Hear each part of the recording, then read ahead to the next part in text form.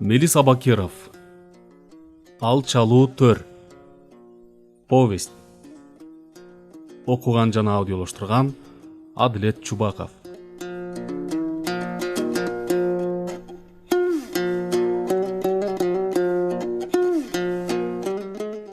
Куумайлуу зоолордун күн жүрүшүнөн башталган өзөн Кууш Капчыгайдын оозунан чыгып, жылгалары чер токойлуу тоолордун күнгөй тарабын этектеп, кутбаны көздөй улам төмөндөп, улам кеңейип, зор тиричиликти айгын элегендей гүрүлдөп, күркүрөп, токтолбос сапарын улоодо. Мөңгүлөр ээрип, аргулуттан киргилдине суу кирип, гүрүлдөтө таштарды ала салдырып, кум чайкап, күкүктөй баштаганына кошул ташыл болгондой, так ошо өзөн жарып чыккан Капчыгайдын имерилиш тумшугу тээк ташта, дегеле бул чөлкөмдө мурда болуп көрбөгөн, аскаларды жаңырыктатып, жер силкинткен жарылуу болду. Томпойдой таштан баштап, чүкөдөй таштар 200-300 кадамга чейин зыркырап учуп, заматтын ичинде түрмөктөлө көтөрүлгөн кара кочкулчаң Капчыгайдын оозун каптап, улам жогорулап күндүн бетин тосо көтөрүлдү. Ал тегеректеги парандалар, жан-жаныбарлар түгүл, так ошо жардырууну ишке ашыргандар мынчалык жарылуу болорун күтүшпөгөндүктөн кирерге жер таппай жан далбасташты. Дүйнө астын үстүн болсо да дегеле быш этпеген, соп-соптоп кыйкырып, шапалак камчыны тарсылдатып сес көрсөткөндү, ал түгүл жонуна так калтыра чапсаң, кычуусун тырмагандай кебелбей, бир калыпта илкип басканга көнгөн, жедеп кыйды болуп бүткөн шам үйөс карт өгүздөр да тээ бая арабанын ок казыгынын шайманынан шамыянын чыгарып, алыс узап кетпесин деп чүлүк мурунтуктарын кыскараак байлаштырып кошоктоп отко койгон өгүздөр бул жер дүңгүрөткөн жарылуудан, зыркырап учуп келип октой тийген таштардан, зор куюндай көтөрүлгөн кара боз чаңгылдан үркүп, сайгак кара чегиртке каптап тийгендей мөңкүп, кара жол менен төмөн карай бука тартыш болуп өңкөңдөп качып жөнөштү. Шырп эткен добушка кулактарын сереңдетип окуранган, ал түгүл өз тезегин өзү жыттап бышкырып кошкур үрүккөн жылкы жаныбар мындайда туруп бермек беле. Эрин алып жайдактап тушап туланга кое беришкен бердегилердин жалгыз аты так текедей сырактап, аттап чуркап өгүздөрдүн артында баратты. Мындай жарылуу болорун элестетип да көрбөгөн акичилер. Аларды акиташ бышырган бул топту совхоздогулар мына ушундай аташчу. Акичилер бурчуктун арт жагындагы 50 кадам жердеги үйдөй чоң кара таштын далдасында асмандан жаап түшүп жаткан майда таштардан баштарын корголоп, кара таштын коңулуна кирип кетчүдөй жан талашып тыбырчылашты. Дыкаттык менен эле даярдык көрүшкөндөй болушкан. Тээк таштын өзөн жаккы, кара жол өткөн тарабындагы терең жараканын дал ортосуна накта акиташ чыкчу кызгылтым сары тек катмарына жардыргыч зат оролгон кош түрмөттү коюп, капсюл делаторларына от милте жипти туташтырып, ал таштардын кыпчындысында калбагандай кылып, жылчык араларынан этияттап өткөрүп, анан жарылуунун басымы дароо жогору карай атылып чыкпай, катмарды быркыратып майдалап жарсын дегендей жараканы толтура ташкашкан. 50 метрлик милте жиптин учуна күкүрт чагып тутантып, анын шуулдап үн чыгарган билинер билинбес ак боз түтүнү борчуктун аркы бетине өтүп кеткиче таштан баштарын чыгара карап турушкан. Анан заматта жер солк эте түшкөндө боортоктоп жата калышты. Андан кийинки аламат баарынын дене баштарын калтыратып, муун жүнүн алды. Акичилердин ичинен адеп акыл эсин жыйганы жан жигит болду. Ал биердегилердин жашы улуусу гана эмес, алардын бригадир мастери, бардык ишин теске салган билерманы, эр көкүрөк чогол жан. Жаш кезинде улакка, эңишке түшүп жүргөндүктөн 40-тын белинен ашса да жаш жигиттей олбурлуу, карлуу. Ал күүнүп силкинип ордунан туруп, али таркап бүтөлек дар менен чаңдын жытын сезип, алаканы менен көзү башын ушалап, дале баш көтөрбөй томпоюп жаткан шериктерин карап, жалбарып жиберди. Ой, айланайындар, деги тирүүсүңөрбү? Аксар башыл айланайындар, аксар башыл. Деги тирүүсүңөрбү? Ал акыркы сөздөрүн ушунчалык жалооруй каргылдана айтты эле, тигилер да ушуну гана күтүп тургандай, жаткан боюнча эки жактарын элеңдеп карашып, бири чыканактап, бири колуна таянып тура башташты. бары тең таш ташып кетүүгө келген төртөө тең соодой көрүндү.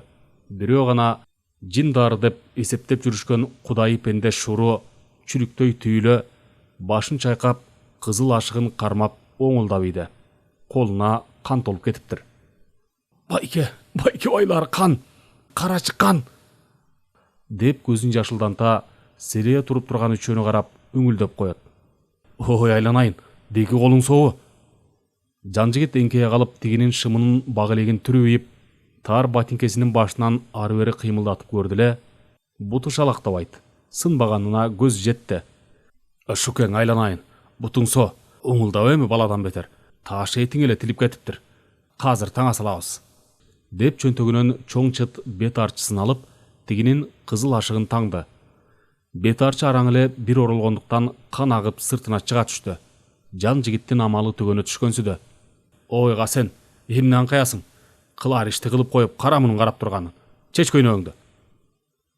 Ушу ишке өзүн күнөөлүү сезген, мурутун серптирип койгон тартагай чий тору жигит шашкалактай костюмун чечип ыргытып, чыт көйнөгүн мойнунан аңтарып бере салды. Жан жигит колуна тийген көйнөктү анан анын өзүн бир карап алып, узун жеңдүү ак балатной ич көйнөгүнө көзү түштү. Ой, алдагы ич көйнөгүңдү чеч. Мен мунун өзүң ал. Деп буйра сүйлөп, колунун сырты менен тигинин көйнөгүн өзүнө ыргытты. Касен кың дебестен ич көйнөгүн чечип берди. Жан жигит аны шадылуу колу менен шарт бөлө айра тартып, шурунун кызыл ашыгын 3-4 жолу ороп таңды. Кан токтогондой болду. Чоң кудайдын өзү сактады. Ой, катынып айтал сволочь. Могу таштар не по башка тийсе эмне болот элек? Жан жигит жарылуудан жаап түшкөн таштарды колу менен жаңсай көрсөттү. Кырылып калмакпыз, кырылып. Ушуну билдиң беле, сволочь? Дагы кендештигем, өткөл жаргам деп мактанганын айт. О, зилине тарткан көөдөнү жок казак десе. О, сенин кендештигениң урайын. Кудайды бир карап иш жасасаң болобой. Кырып таштайын дебедиңби? Катынып айтал кара жолтой сволочь. Жан жигит ачуусун кармана албай, Касенди жер жеберине жеткирип, зилине шек келтирип тилдегени бекер жерден эмес. Касен түбү казак 31-жылдагы Жапырт колхоздоштуруунун көчмөн элдин мал жанын бүт ортоктоштуруунун кесепетинен, ошол жылдагы жуттан жана ачарчылыктан жабыр тарткан калк Балкаштын башынан узун агачка чейинки аймактагы казак агайындарынын жүздөгөн үй бүлөлөрү кыргыз жерине ач жылаңач, жөө жалаңдап, биринекин унага жүгүн артып ооп келишкен. Ачкачылыктан ак шишик болуп, оору сыркоодон сүлдөрү калган журт айыл-айылдарга бөлүнүп, жан алакетин издеп баш бааналаган. Эки үйлүү казак келген бул жакка. Алар ара жолдо калган 5 жашар небересин жетелеген Акчач байбичени кошуп алышыптыр. Айтымдарында ар башка жактан экен. Ошол неберелүү байбичени ал кездеги айылдын тыңы Алматыдан рабфакты бүтүп, андан ары окуусун уланта албай калган. Совхоздогу уюштурууга жиберилген ичкерден келген кызматкер Кадыр үйүнө киргизип алган. Алар да эки баш эле. Келинчеги Анапиянын согончогу канабай жүргөн. Экөө тең жетимдикти башынан өткөрүп, кордукту көргөн жандар байбиче менен небересинин үстүнө үйүрүлүп түшүп, батырып алышты. Байбиченин айтуусунда абышкасын Небак өз жайына тапшырышыптыр. Ул келинин Түрксип темир жолун курууга айдап кеткен экен. Небереси менен калган кемпир көпчүлүккө илешип келгенин айткан. Ракымы мол кыргыз бауырым. Көп рахмет. Осы колунум Касене, немереми саган тапсырам. Сени Теңирге тапсырам. Сорлу казак. Бул күндө аты бар, өзү жок. Басымыздан бактап эле тускан заман. Сүйөгүн калып эт кетсе, кимди алмайды бул өлүм? Деп ак байбиче берки эки үй бүлөнү ээрчибей калып калган. Ичер суусунун түгөнгөнүн билген билем көп узабай көз жумду байбиче. Кадыр казак байбичени ак кепиндеп көмүп, расмысын жасады. Аже деп боздо ыйлап 5 көкүл бала калды. Боз топурактын астында бөтөн эл, бөтөн жерде Акчач кемпирдин сөөгү калды. Томолой жетим Касенди Анапия бооруна тартып, баласындай бакты. Ак жолтой болгусу бардыр деп, атын Ак жолтой коюп, Кадыров Ак жолтой деп өз баласы кылып каттаттырып алышты. Документтеринде азыр да аты Ак жолтой деп аталат. Бирок түгөнгөн чечим атын ким десе Касенмин деп унутпай койсо болобу. Байбиченин каяктан экенин, Түрксип жолуна кеткен уул келининин аты жөнүн Кадыр гана билчү. Ал аны Касенге эресиге жеткенде айтам деп жүргөн. Айта албай калды. 37-жылы аны НКВД алды да кетти. Алматыдан окуганын, алашчылар дегендер менен чогуу окуганын чукуп чыгышыптыр. Ошо боюнча дарексиз. Кай жакка гана барбады Анапия. Акыры тагдырдын башка салганын көрүп, мүңкүрөп кала берди. Адам болгон соң башка салган кайгыны көтөрбөскө кайсы чара? 10 жашар Касенди караан кылып, совхоздун эсеп-кысап иштерине аралашып, оокатын өткөрүп жүрдү. Эл эмеспи, Касенди кайран жигитке кара жолтой болду дегендер да чыкты. Андайда Анапиянын кулагы чалса, колуна өлүп берүүгө даяр эле. Анткени апа деп этегин кармап эркиреп жүргөн баланы бөтөн кылып көрсөткөндөн чоң кылмыш жокко. Киши болсун, билим алсын деп адегенде эле орус мектептен окутушкан эле. Согуш чыгып ал максатына да жетпей калды Анапия. 7-чini бүткөндөн кийин совхоздо ар кайсы иште иштемиш болуп жүрдү кайсактап. Чоңойгон сайын тентек чыкты. Өзүнүн башка экенин башынан болгулоп билген түгөт, катуу айтсам качып кетеби деп чоочулап, Анапия да жайына койду. Зээндүү десе зээндүү, колу деле ар нерсеге жөндөмдүү улан Кайсеке чыкты. Айылдан жоголгон тоок каздарды ушунун колунан эле келди деп жүрүштү. Жөн эле күнөөсүн көтөрүп, Анапиянын кара чачын кубартып, санаага батырып, убайымга чөктүрүп. Чырбаш болгону менен колу туткак эмес эле Касендин. Калаада жүрдү бир жылы, кайсы бир ремеслонун окуу жайынан окуп жатам деп. Кара момосуйдан тигилген кара көйнөк шым, маңдайы төрт эле кара шапке, бутуна кара ботинке кийип, Ру деген жазуусу бар 3 эле кургурчанып, апасы Анапияга 2-3 жолу келип кетти. Анан аяктан балдар менен мушташып, окуудан чыгарылып, айылда жүрдү бир аз. Шахтадан иштеп, көп акча таап келем деп, жаңы ачылган генге кетти. Иши кылып ээлигип токтой албай койду. Бирок баары бир келип калчу анда-санда 2 кило момпо суюнан 2 аш мүшкө чайын алып. Таң каларлыгы, муну жан жигит та 1-2 жолу көргөн. Апасы Анапия ар дайым эле билип жүрчү. Келген сайын акырын уурданып, көрүстөн жакка көп барчу. Анда небак чөп басып, жер менен жер болуп бараткан чоң энесинин мүрзөсүн айланчыктап бир келчү. Эмчек эмизбесем да эркелетип актым эле, бөлөк-бөлөктүгүн кылбай койбойт турбайбы деп, Анапия ичинен зыркырачу. Бирок энелик мээрим, аял сезим ойгонуп, Касендин ыйык туюмуна таң берчү. Адамдын улуулугу да ушундан билем деп калчу. Касен шахтада иштеп жүргөндө Анапия үйүнө айылга дүкөнчү болуп келген бойдок келинди Гүлипаны киргизип алды. Кашын, маңдайындагы саамай чачтын алдындагы майда түктөрүн искек менен кетирип, тасырайткан немени ичинен жактырбаса да, жалгыз жарым бойлуу үй бүлөнү сураштырып жүрүп, атайы келген соң коколой башка эрмек болор деп үйүнө киргизип койгон. Эли оозунда элек барбы? Бат эле анын таржымалын уккандар чыкты. Гүлипа буякка которулуп келгенге чейин өзөндүн аркы өйүзүндөгү райцентрга жакын айылдагы Сельподо дүкөнчү экен. Сельпонун башкармасы илүүлөргө барып калган бала чакалуу адам ал дүкөнгө апта өтпөй эле келип, ичинен илдирип, ички складын текшертип, товарларды сатыкка чыгарып турчу эмеш. Бир жолкусунда Гүлипанын жаш күйөөсү келе калып, оюнда эч арамдыгы жок эле ички илгичти макисин сойлотуп ачып кайра илип коюп, төрдөгү склад бөлмөсүнө кирип барса, башкарма складтын товарын текшербей эле Гүлипанын товарын текшерип жаткан эмеш. Алды күчтүү жаш жигит текшерген андай эмес, мындай деп башкарманы да, Гүлипаны да көгала койдой жанчыптыр. Аягы чоң чыр болуп, акыры эрди катын ажырашып тынып, башкарма балдарын баккан жалыйнасынан ажырап, анын ошондон кийин биякка тоо койнундагы кичинекей дүкөнгө которулганын оозуна алы жетпеген катын калачтар кеп кылчу. Гүлипа бир жылда иштеди дүкөндө. Мурда чоло тийбейт, кээде түнкү сменде иштейбиз деп, анда-санда бир келчү Касен ай сайын Анапияга белек бичкек алып келип кетчү болду. Анапия капилеттен эле Гүлипанын көз алдында каза болду. Кежигем эле жер тартып, чыкыйым сынып кетчүдөй зыңылдайт. Жаздыга перчи садага деп жаздыкка кыйшайып, ошо боюнча кете бериптир. Анапия каза болгондо жан жигит сөөк коюунун башында болду. Ал Анапияны өзгөчө кадырлап сыйлачу. Анын боорукерлигине, анан туруктуулугуна, аял затынын аброюн бийик тутканына, күйөөсү кадырды көз өткөнчө күтүп жүргөнүнө, даттанбай, ыйлап сыктабай баардык сыноолорду тиштене көтөргөнүнө ыраазы болчу. Айылдагы жалгыз чебер уз да ал эле.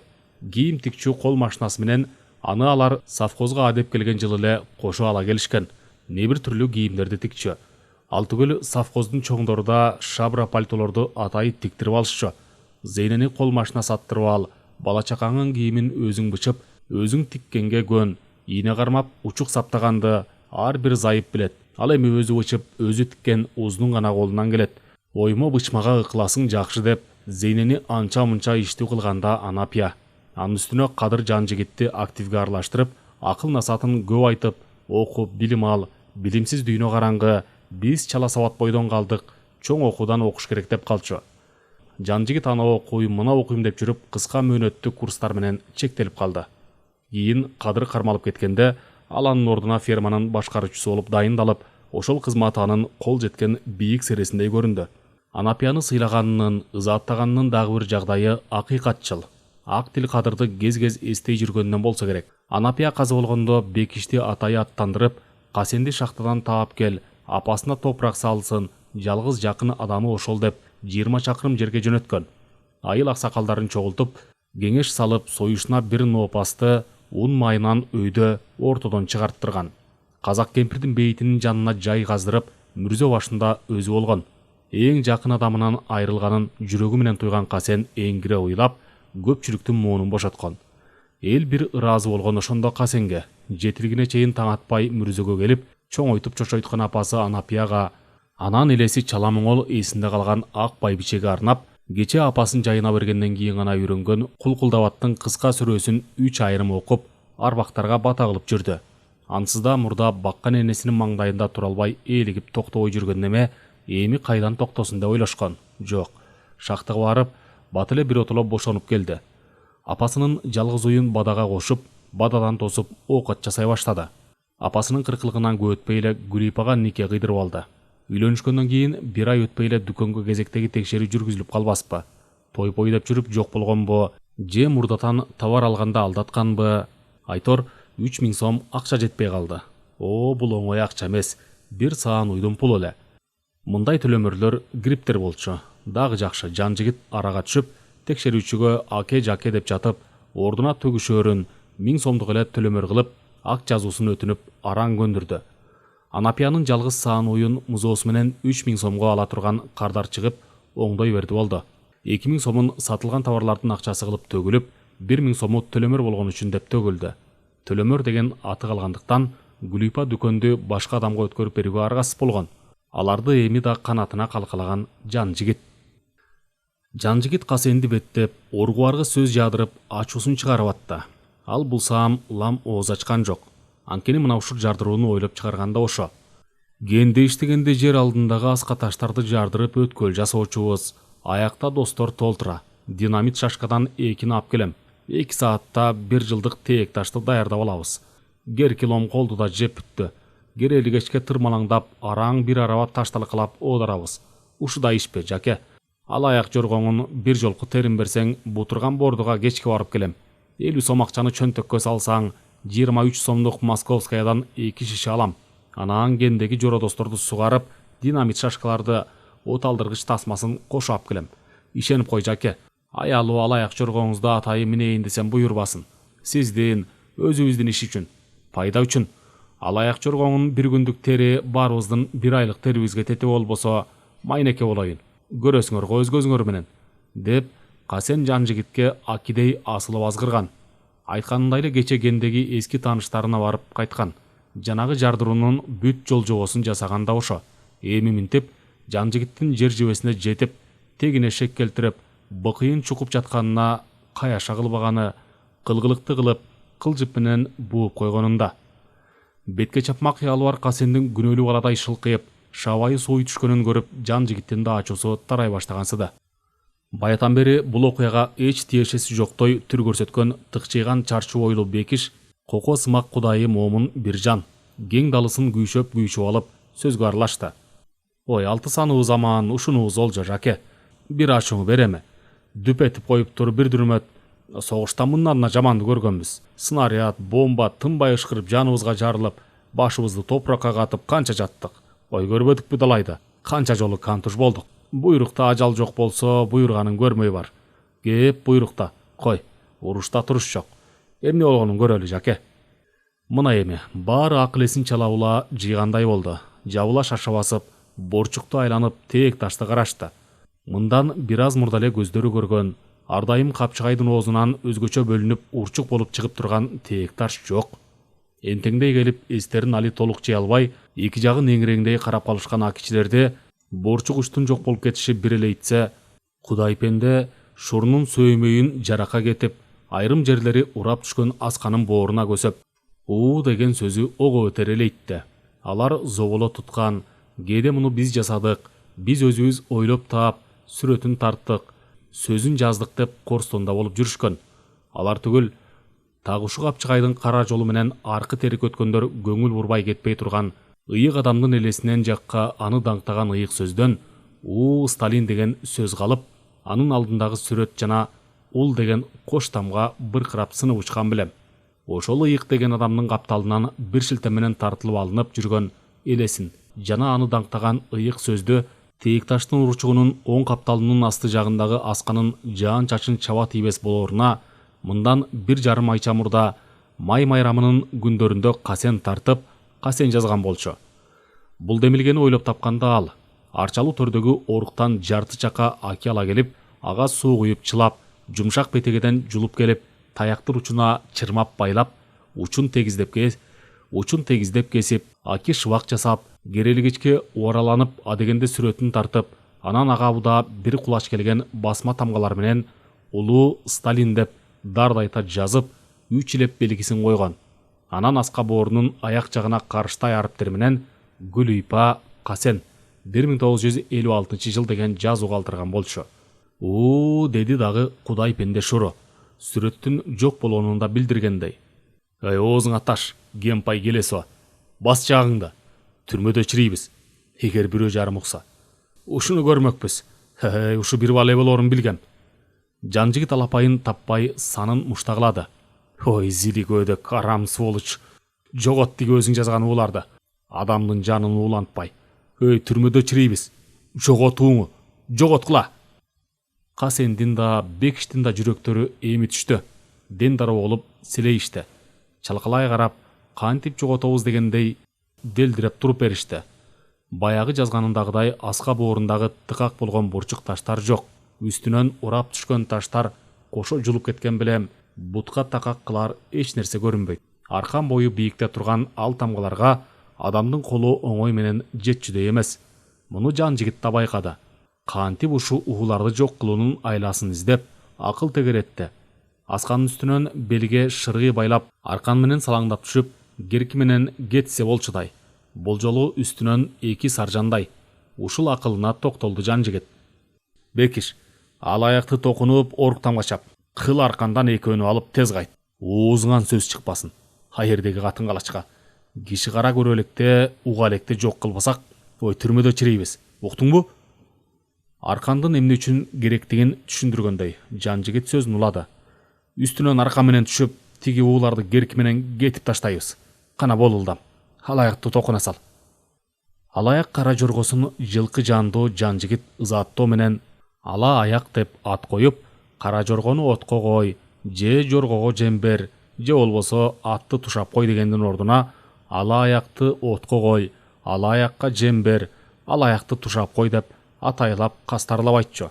Этинен түшүрбөй дайыма бир калыпта багып, жайдыргычтыр күнүнө бир маал жем берип, кышкы чилдеде ат жабуу жаап, бап эстеп бакчу.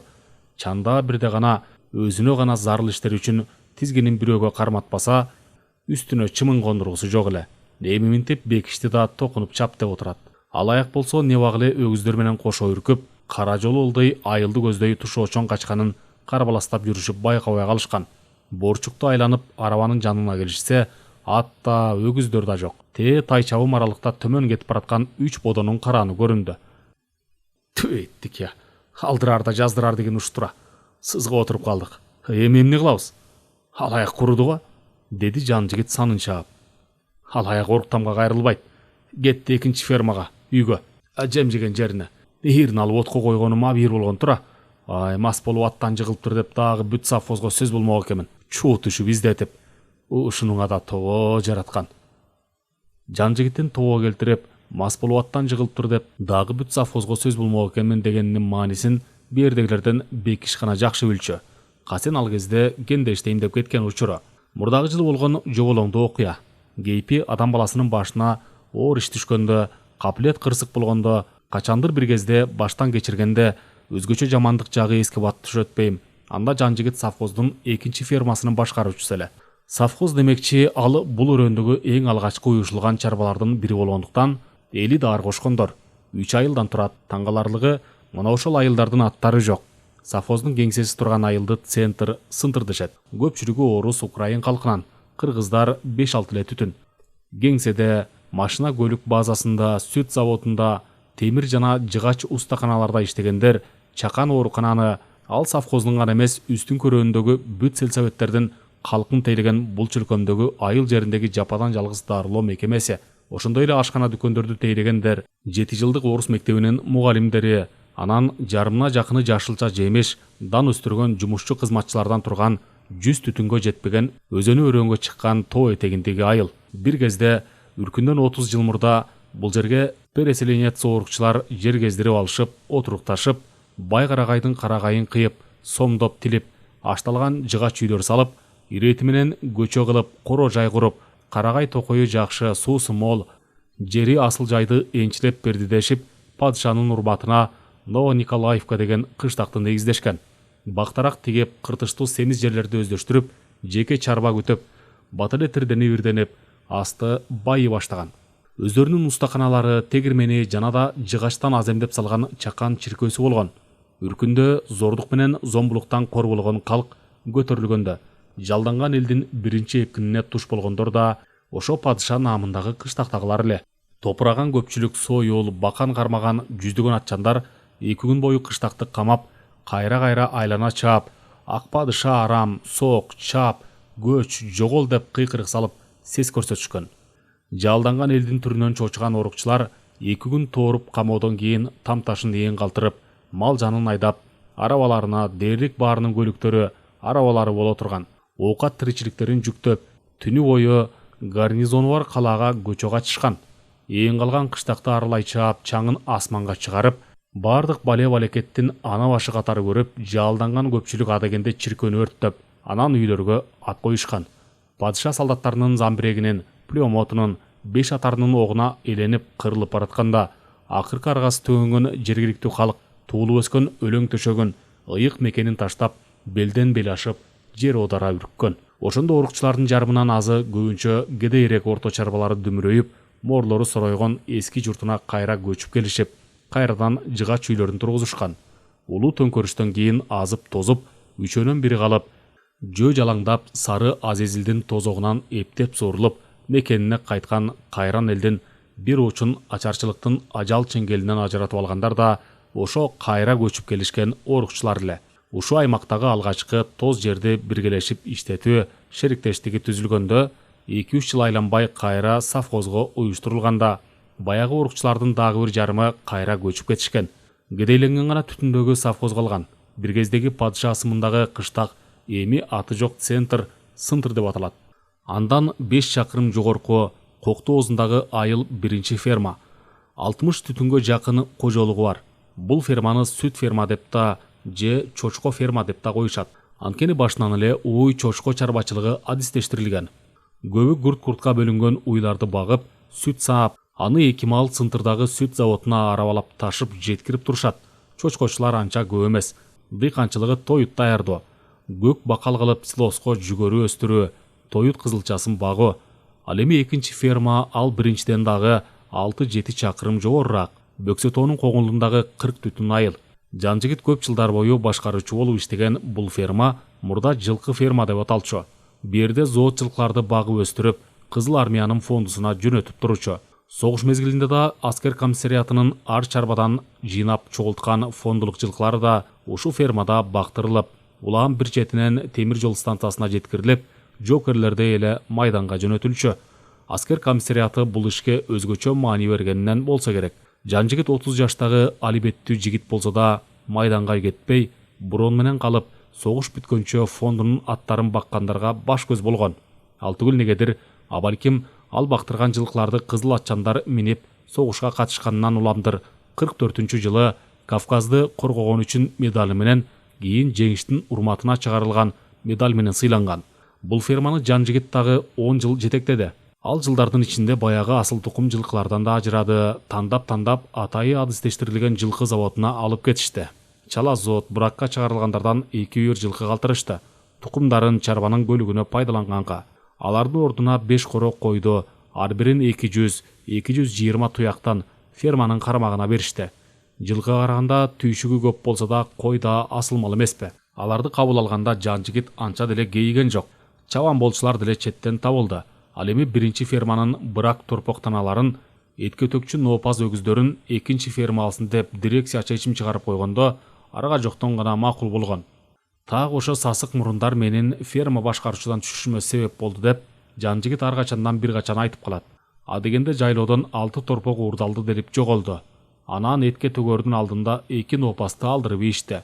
Ошо жылы чыны мал уурдагандар тегеректе көп болду. Анан 2 чабанда көп койго төлөмөр болуп калды. Жан жигитти совхоздун дирекциясына чакырышып талкууга алышты. Жаңы келген жаш директор ферма артка кетти, чыгаша көп, төлөмөрлөр малдын ордун толтурбай жатат.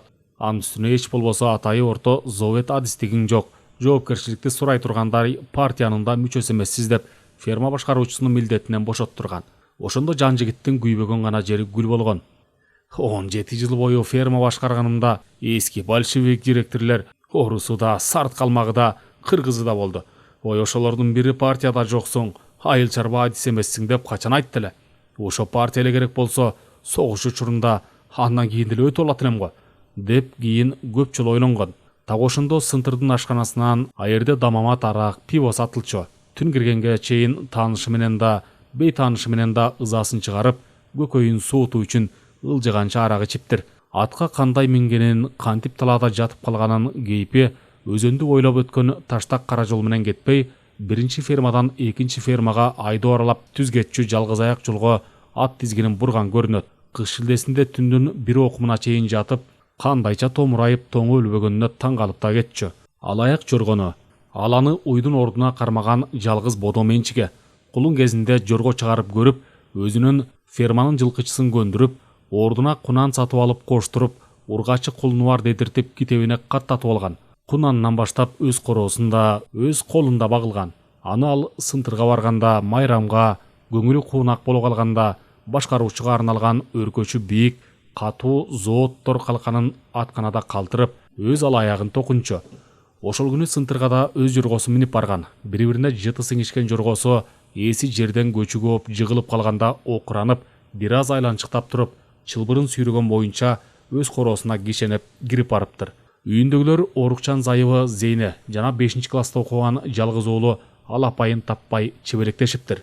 Же кол арага жараган кыздары үйдө болсочу. Улуу кызы институтта окуйт. Ортончусу Сынтырдан 7-чили бүткөндөн бери калаада. Кабырга тууган таанышыныкында жатып, орусча окуйт. Зейне ошондо үйдөн сурап издеди. Бир болсо Бекиштикинде болот деп жан талашып чуркап барды. Анын себеби бар эле. Жан жигиттин Бекиштин үпөлү менен өзгөчө ал согушта жүргөн кезде аябай көңүлү жакын болгонун билчү. Билмек тургай баары эсинде. Бекиш согуштан кийин ал 45-жылдын июль айында жеңиштен кийин келген. Ал эми ошо эң биринчи бардыгы жүрөгү жарылган кубаныч менен тосуп алган улуу майрам күндөрүндө Зейненин тамакты көрсө көңүлү айланып, жаңыдан талгак болуп жүргөн учуру. Ошо жылы айылдагылар кеч күздөн баштап уюшуп жоро ичишкен. Ал ала жазга чейин созулган. Жаңы жылды тоскон күнкү жоро кезеги жан жигиттикинде өткөн. Зейне ай күнү жетип турганына карабай, шарт боюнча кезек бизде, эми өткөрбөсөк, көз жарып калсаң ымыркай менен шак ачыта албай кыйналасың, деп жан жигит да шаштырып туруп алган. Ошо жородо үпөл жакшы эле кымырынып, тор союп калган курсагын кичирээк кылып жашыргысы келген. Ал тургай кийинки күндөрдө Бекиштин кулагына куюп, ынандырып койгон кебин үпөлгө шыбырап минткен. Айланайын жеңекебай, коркуп жүрөм. Ара төрөп коёмбу деп. Карындагымын тынчы жок. Бутугөт 7 айга жетпей жанымы кыйнап жүрөт. Ушу соо эмес. Зейне ичинен мыскылдаган. Ал сопсо эле, өзүң соо эмес болгонуңду билбей укпай койду дейсиңби? Анан жоронун эртеси эле Зейне үпөл да кыйналып чыгышып, аларды Сынтырдагы ооруканага Бекиш арабасына отургузуп жеткирген. Үпөл барган түнү эле кыз төрөдү. Бир палатада эле алар. Зейне муну жаманга жорду. Мен да кыз төрөйт окшойм деп. Себеби удаасы менен 3 кыз көргөн. Уулду болсом дегенде ак эткенден так этчү. Анткени жан жигиттин кийинки жылдары наалып, ал тургай ороңдоп, төшөктөн боюн ала качып, тетири карап жаткан күндөрү да көп болгон. Жородон кызып келген күнү жемелеп жечү. Туусаң эле 40 жылкы өзүңдөй сапсары. Ушу сенин жатының жаман. Эмне мени тукумсуз кылайын дейсиңби? 4-сүн кыз төрөсөң төркүнүңө кете бер. Чынында эле 3 кызы тең өзүнө окшош чачтары күрөң, сары кыздар эле. Жаратканга жалбарып, эмкисин эркегинен бере көр деп тилешчү. Кудай тилегин берип, үпөлдөн 2 күндөн кийин капкара чачтуу уул тапты. Кубанганынан ыйлаганын айтпа. Толгоонун азаптуу кыйноосун тартканына карабай, ымыркайлар көздөрүн ачып, мамаларын локулдатып соруп калган кезде Зейне үпөлдүн кызын көрүп селт эте түштү. Тимиле эгиз коздай көрүнүп кетти көзүнө. Тиги да кара чачтуу, көздөрү да карарат. Салы эле кичирээктиги болбосо, союп каптагандай окшош. Анан үпөлдү жалдырай көпкө карап, бир аз опколжуганы басылды. Ал кара каш, кара көз, кара тору келиндердин сулууларынан экенин баамдады. Анан ошол учурда ажары ачылып турганынан белем таптатынакай көрүнүп кетти. Көпкө шектене тиктеген Зейнени үпөл да баамдап калды. Ал аял затына гана таандык куулук менен эч шек билдирбей минтти. Өзүмө куюп каптагандай окшош бекен, жеңекебай. Караңызчы, эмитен эле кырмурун, балекетиңди алайыным. Аларды чыгарып кеткенге Бекишти арабасын айдатып алып, жан жигит өзү да келди. Эркек тана көргөнүнө жерге батпай сүйүнүп, уккандан бери чардап, арак ичип жүргөн. Эми да кызы болчу. Бекиш экөө бир шишени бөлө ичип, жентек тойду баштап алышкан экен. Жолдо келатканда жан жигит Бекишке минткен. Бекиш, кел, бел куда бололу. Ате, көз жара электе эле бел куда болсок болмок экен. Эми деле кеч эмес. Бешик куда болобуз. Кандай дейсиң, Бекиш? Же мени чанасыңбы? Айт ачыгыңды. Бекиш ыржактап күлгөн болот. Кудай деп куда болбоймунбу сага, жаке? Чоңойгон деле балдар чоёктошпосо, биз турсак кайда качат алар? Ошо сөз кызуулуктан айтылган катары небак унутулган. Антса да Бекиш алиге чейин ичинде чийдей кубат төбөл кызына сыймыктанып, ушунун жакшы жердин бүлөсү болсо экен деп тилеп, жан жигиттин баласы менен чогуу окуп, кээде сабакка бирге даярданганын көрүп, небак айтылган жан жигиттин сөзүн эстечү. Кудай таала балким оозуна сала бергендир, насип буйрса ажап эмес, сөөк болмой чогуу чоңоюп жүрөт деп ойлочу ичинде кээде. Ал кызы да жан жигиттин уулундай эле 5-ден окуп жаткан кези. Бекиштин жан жигитке жакын болгонун, анын өзгөчө кадырлаганынын бир себеби да ошодур. Зейненин жан жигитке жанталаша чуркап барганынын себеби күйөөсүнүн үпөл менен кийиндиле соо эмес экенинен шексинчү. Өзгөчө жородо Күкүк менен Зейнептен бетер ырдашканын кантесиң? Бири ичимдеги сырымды сен билесиң секетпай десе, экинчиси керегиңде бекет бар, кеби ширин секетпай деп көздөрү жалжылдагандарычы. Ошону баамдап байкаган Зейне эмне казандан башканы билбеген кара катын беле. Отуруштун аяк жагында жан жигит бекем мыкты, бекем уул азамат, солк этип койбойтко чиркин деп Бекишке аракты шыкап мас кылып коюп, таңга маал тараганда үйүнө жеткирип коеюн бекеми, сен үйдө кала бер деп, үйүнүн жанына Зейнени калтырып, шалактаган Бекишти колтуктап узаткан болуп барып, 30 кадам жерден чай кайнамдан ашуун жүрүп, зар жыттанып келгенде күйбөгөн жери гана гүл болчу. Урушкусу келчү, бирок өзүнүн оорукчан жарым жан экенин, балдарынын чоңоюп чочойгонун, тун кызы турмушка чыгып неберелүү болгонун, андан кийинки 2 кызы институтта окуп жүргөнүн, эң кенжеси 14кө караганын ар дайым эстеп, күйөөсүнүн бир айылдын баш көзү болуп жүргөнүн сыйлап, ажылдашса эртең эле журтка сөз болуп, баштарынан сыймык учуп кетчүдөй сезип, ичинен гана зыркырачу. Алаяк чылбырын сүйрөп келгенде Бекиштикине издеп чуркап барганынын жөнү ушунда. Жан жигит жокпу силердикинде? Деди Зейне үйдүн ичин айландыра карап. Тимеле тигилер жаталы деп салып койгон төшөктүн ичине жашынып алгандай. Ойдеги тынччылыкпы? Деп сурады төшөктүн аягына өтүгүн чечип жаткан Бекиш Зейненин үрөйү учуп турганын көрүп. Алаяк чылбырын сүйрөп келди. Бая түштө сынтырга кеткен, чакырткан экен директор. Токум менен бекен? Деди Бекиш.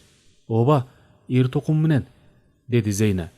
Төмөнкү коңшулардын баарына бардым, жок. Бекиш шырмалуу купайке шымын өтүгүн кийип ордунан турду. Ашканага, пивого кайрылса керек. Казыр алаякты минип жолдон тосуп келем, деп жан жигити издеп кеткен. Чоң жол менен сынтырга чейин жорголотуп чаап барды. Түн болсо да айлана аппак кар жамынгандыктан, анын үстүнө асман ачык болгондуктан, жол бою карарган караан, дүмүрөйгөн дүмүрү көрүнбөдү. Кичинекей будкада жаткан ашкана дүкөндөрдүн кароолчусун, иттерин абалатып ойготту. Петро, ушу сен жан жигитти көрдү? Деп сурады Бекиш. Петрону бүт совхоздуктар жакшы билишет. Түн жарымында арак издегендер бир шишесин 30 сомдон андан алышчу. Ушу сен ким? Арак керек? Жок, арак керек эмес. Сен жан жигитти көрдү деп сурап атам. Вот чарт. А мен арак ойлоду. Жан жигит жок, давно кеткен. Мас болгон. Жаман мас болгон. Мен өзү атка минген. Кетти давно. Во мына осат. Вот ат менен кетти. Прямо жол менен кетти. Деп алаякты көрсөттү Петро. Бекиш ат тизгинин шарт буруп кайра келген жагына чапты.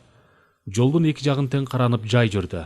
Биринчи ферманын тушуна келгенде алаяк тизгинди бурганга баш бербей, айыл жакка ыктап тыбырчылады эле. Бекиш жаныбардын бир билгени бар экенин сезе коюп, тизгинди бош кое берди.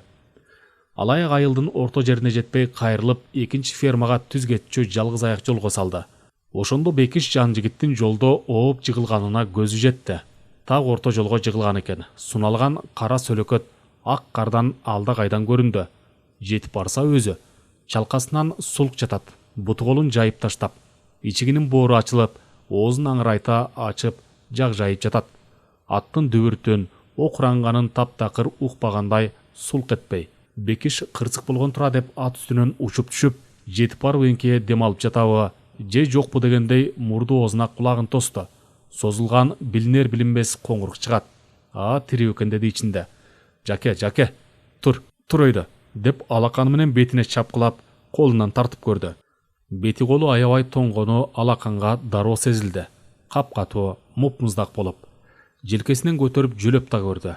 Кебелер түрү жок.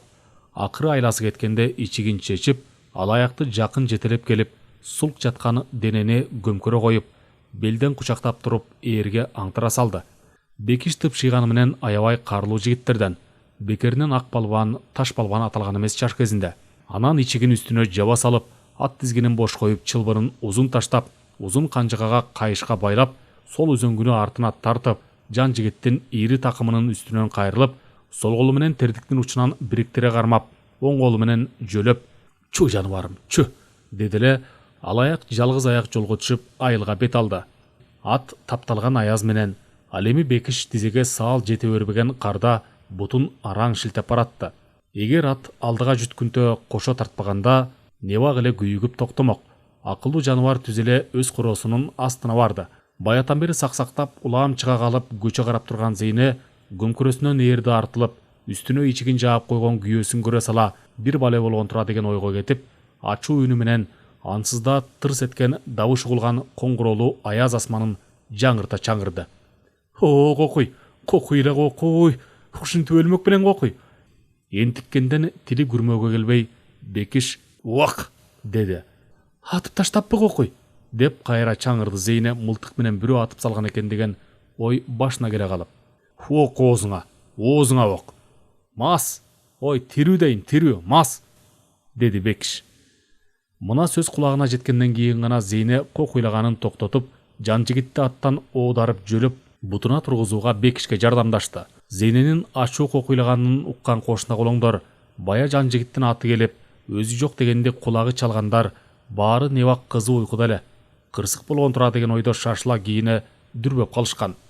Үйлөрдүн терезелери күйүп, королордон карандар чыга баштаганын көрүп, күйүккөнү бир аз басыла түшкөн Бекиш жан жигитти белден кучактаган боюнча үйдүн ички бөлмөсүнө киргизди.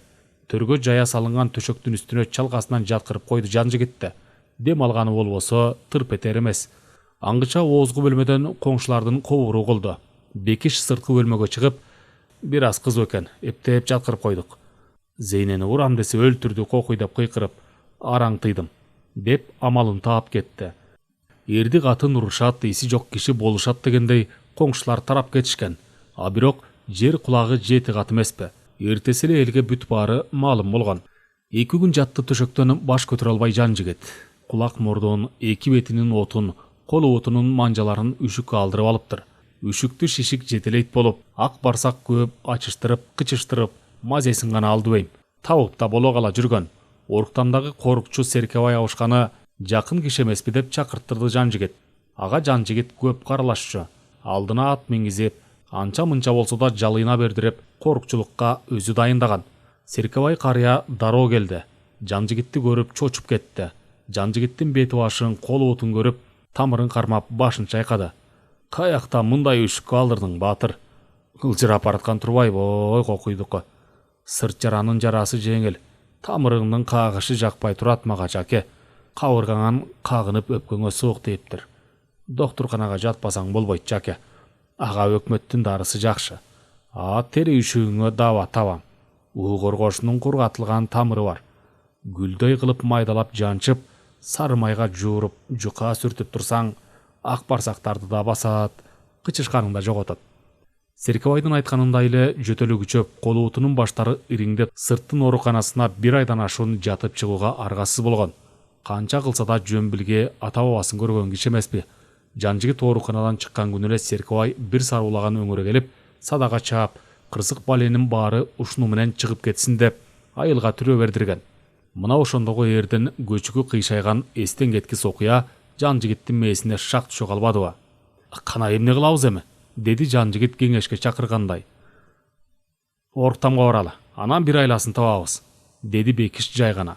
Бул сунуш чынында эле орундуу эле, башка арга деле жок болчу. Жанжигит жолдо турган арабаны, анын берки жагында жол четиндеги көк майсаңдагы ээрди карап мындай деди.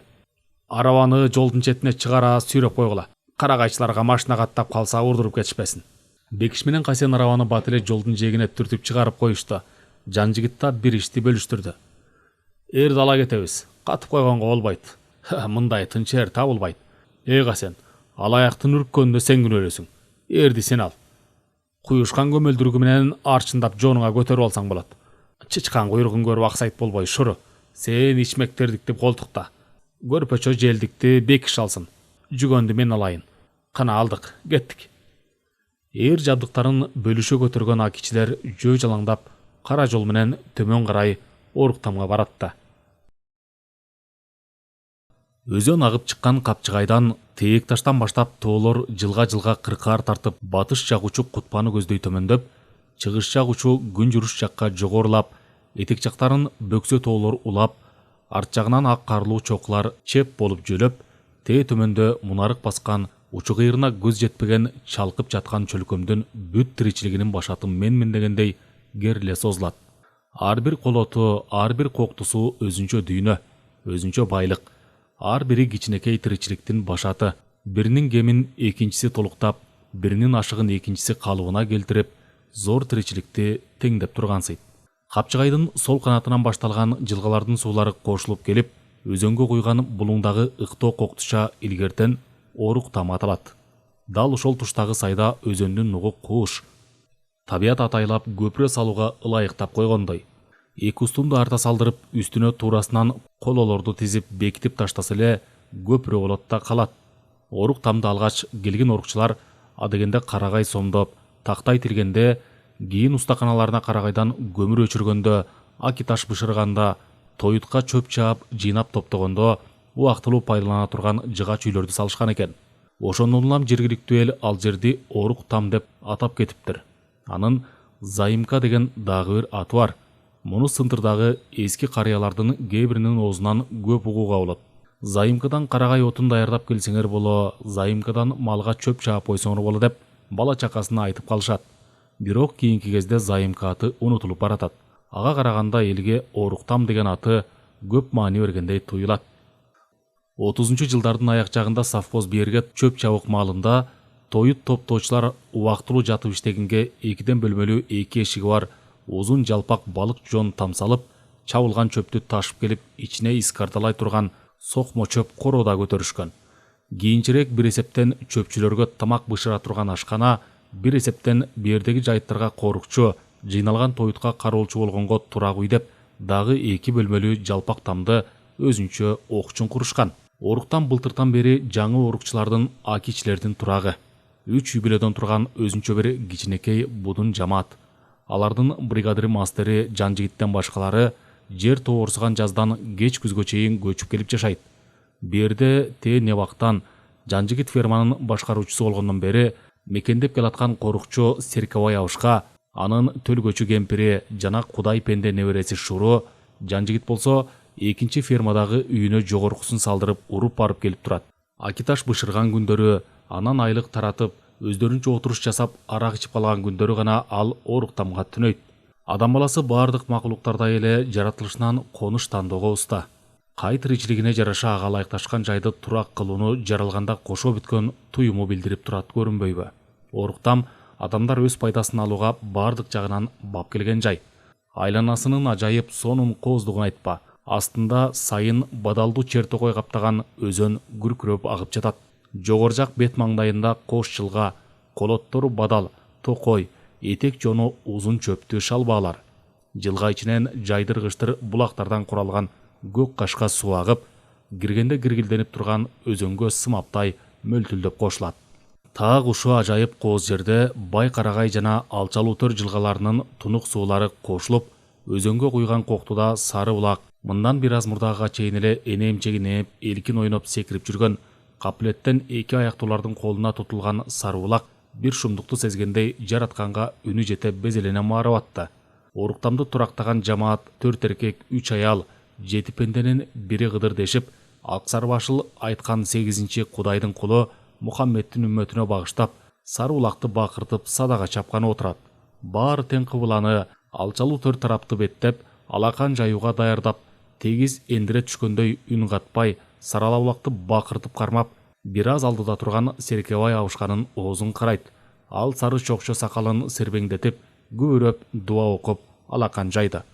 Кайып берен, 40 жыл тең колдоочунун жолуна Аллаху акбар.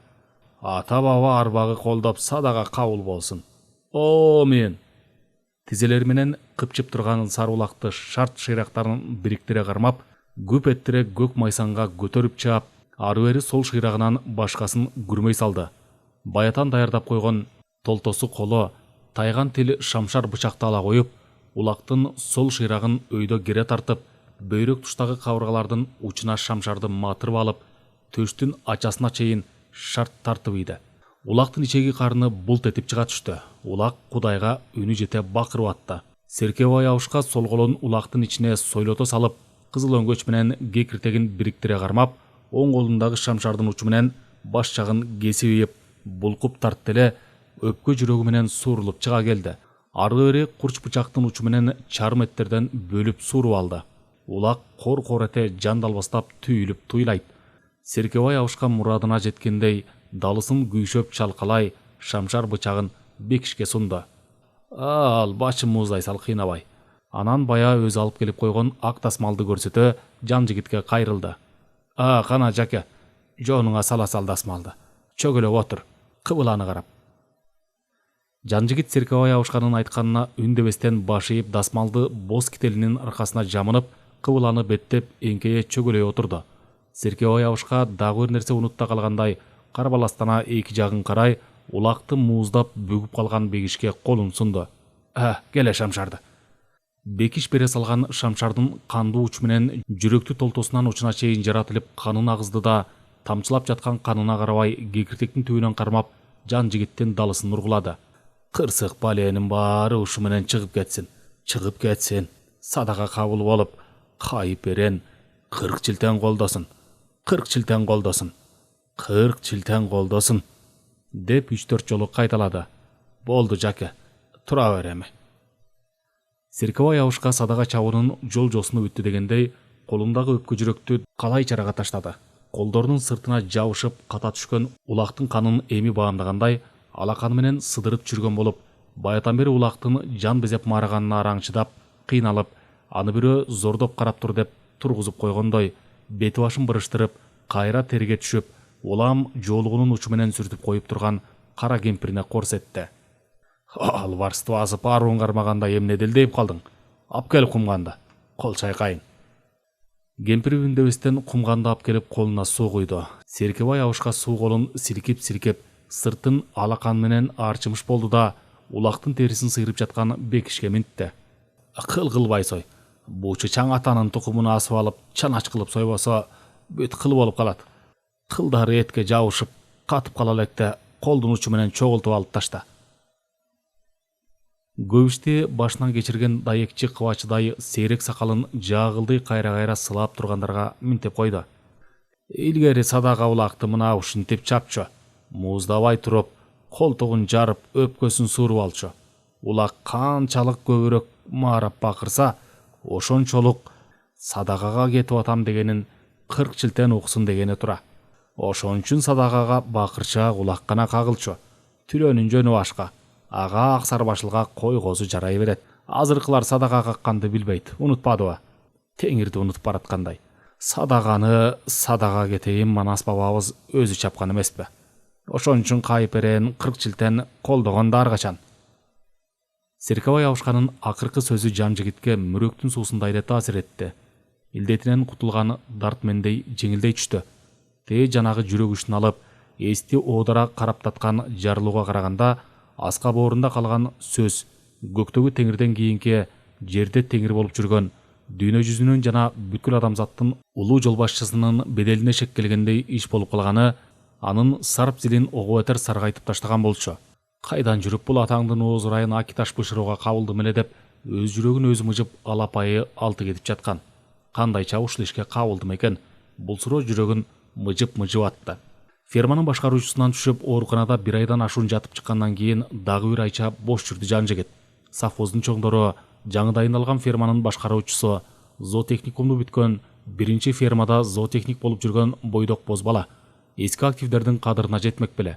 Бир келип ал жайын сурап койгонго жараган жок. Ошондо эмне болсо да директорго бир кирип көрөйүн деп сынтырга барды. Директор райсынтырга чогулушка кетиптир. Кайтайын деп турса, эски ашынасы, директордун чарба иштер боюнча орун басары, ачырында фермаларга чарба шаймандарын, кампа товарларын таратып бөлүштүрүү кампачысы Василий Воедовин демейдегисиндей эле карбаластап шашып жүргөн экен. Жолугуп калды. Ал ушу сынтырлык жергиликтүүлөрдөн, биердегилердин көпчүлүгүндөй эле кыргызча сүйлөөгө дайыма далалат кылчу. Жигит аман, укту баары. Хорошо, баары жакшы. Ато уккан жаман болгон. Өзүң кандай, Василь? Деп сурады жан жигит. Аны ферма башчылар, адистер Васильич дешчү. Жан жигит кампадан керектүү шаймандарын, буюмдарын жаздырып алганда, бир шишени сала келип, алчусын алгандан кийин чөнтөгүн чертип көрсөтүп койчу. Нет, болбойт, служба. Директор жаман карайт, деп баштайт Василь. А сен директорга барба, көрүнбө. Ой, койсочу. Вот вечером башка разговор. Василь, сен здоровый мужиксиң. Бир стакан ушу сага кеппи. Сен бутул ичсең, көтөрчү мужуксуң. Ну сен шайтан, жан жигит шайтан. Было не было, давай.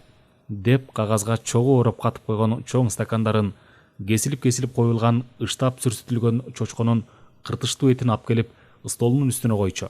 Жан жигит бөтөлкөнүн түбүн алаканы менен бир уруп, тыгынын ыргыта чыгарып, 2 стаканды мелт-калт толтура куюп койчу. Ну, мастер, бир урат, пробка вон, молодец.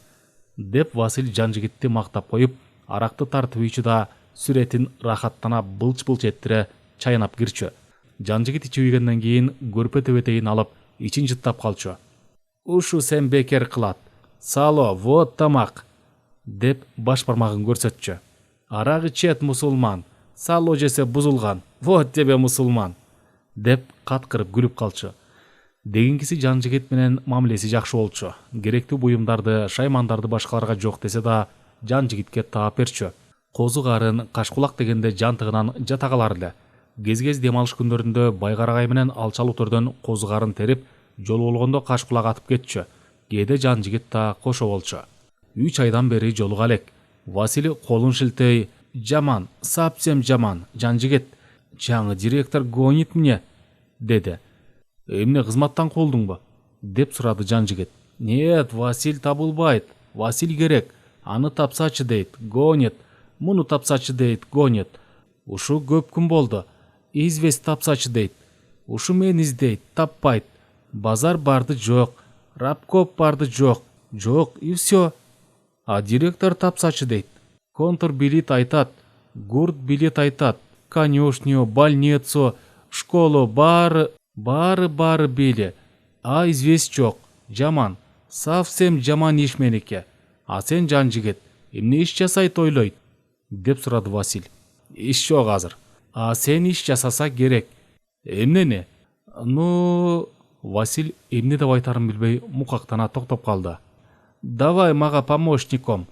Известь издейт сен, мык издейт сен, хамут берет, халат берет фермага. А кандай? Жанжигит башын чайкады. Ну анда... Василь ойлонуп калды. Ну анда давай, известь жасайт сен. Бригадир мастерым болот, рабочий табат. Раньше биз өзү жасаган.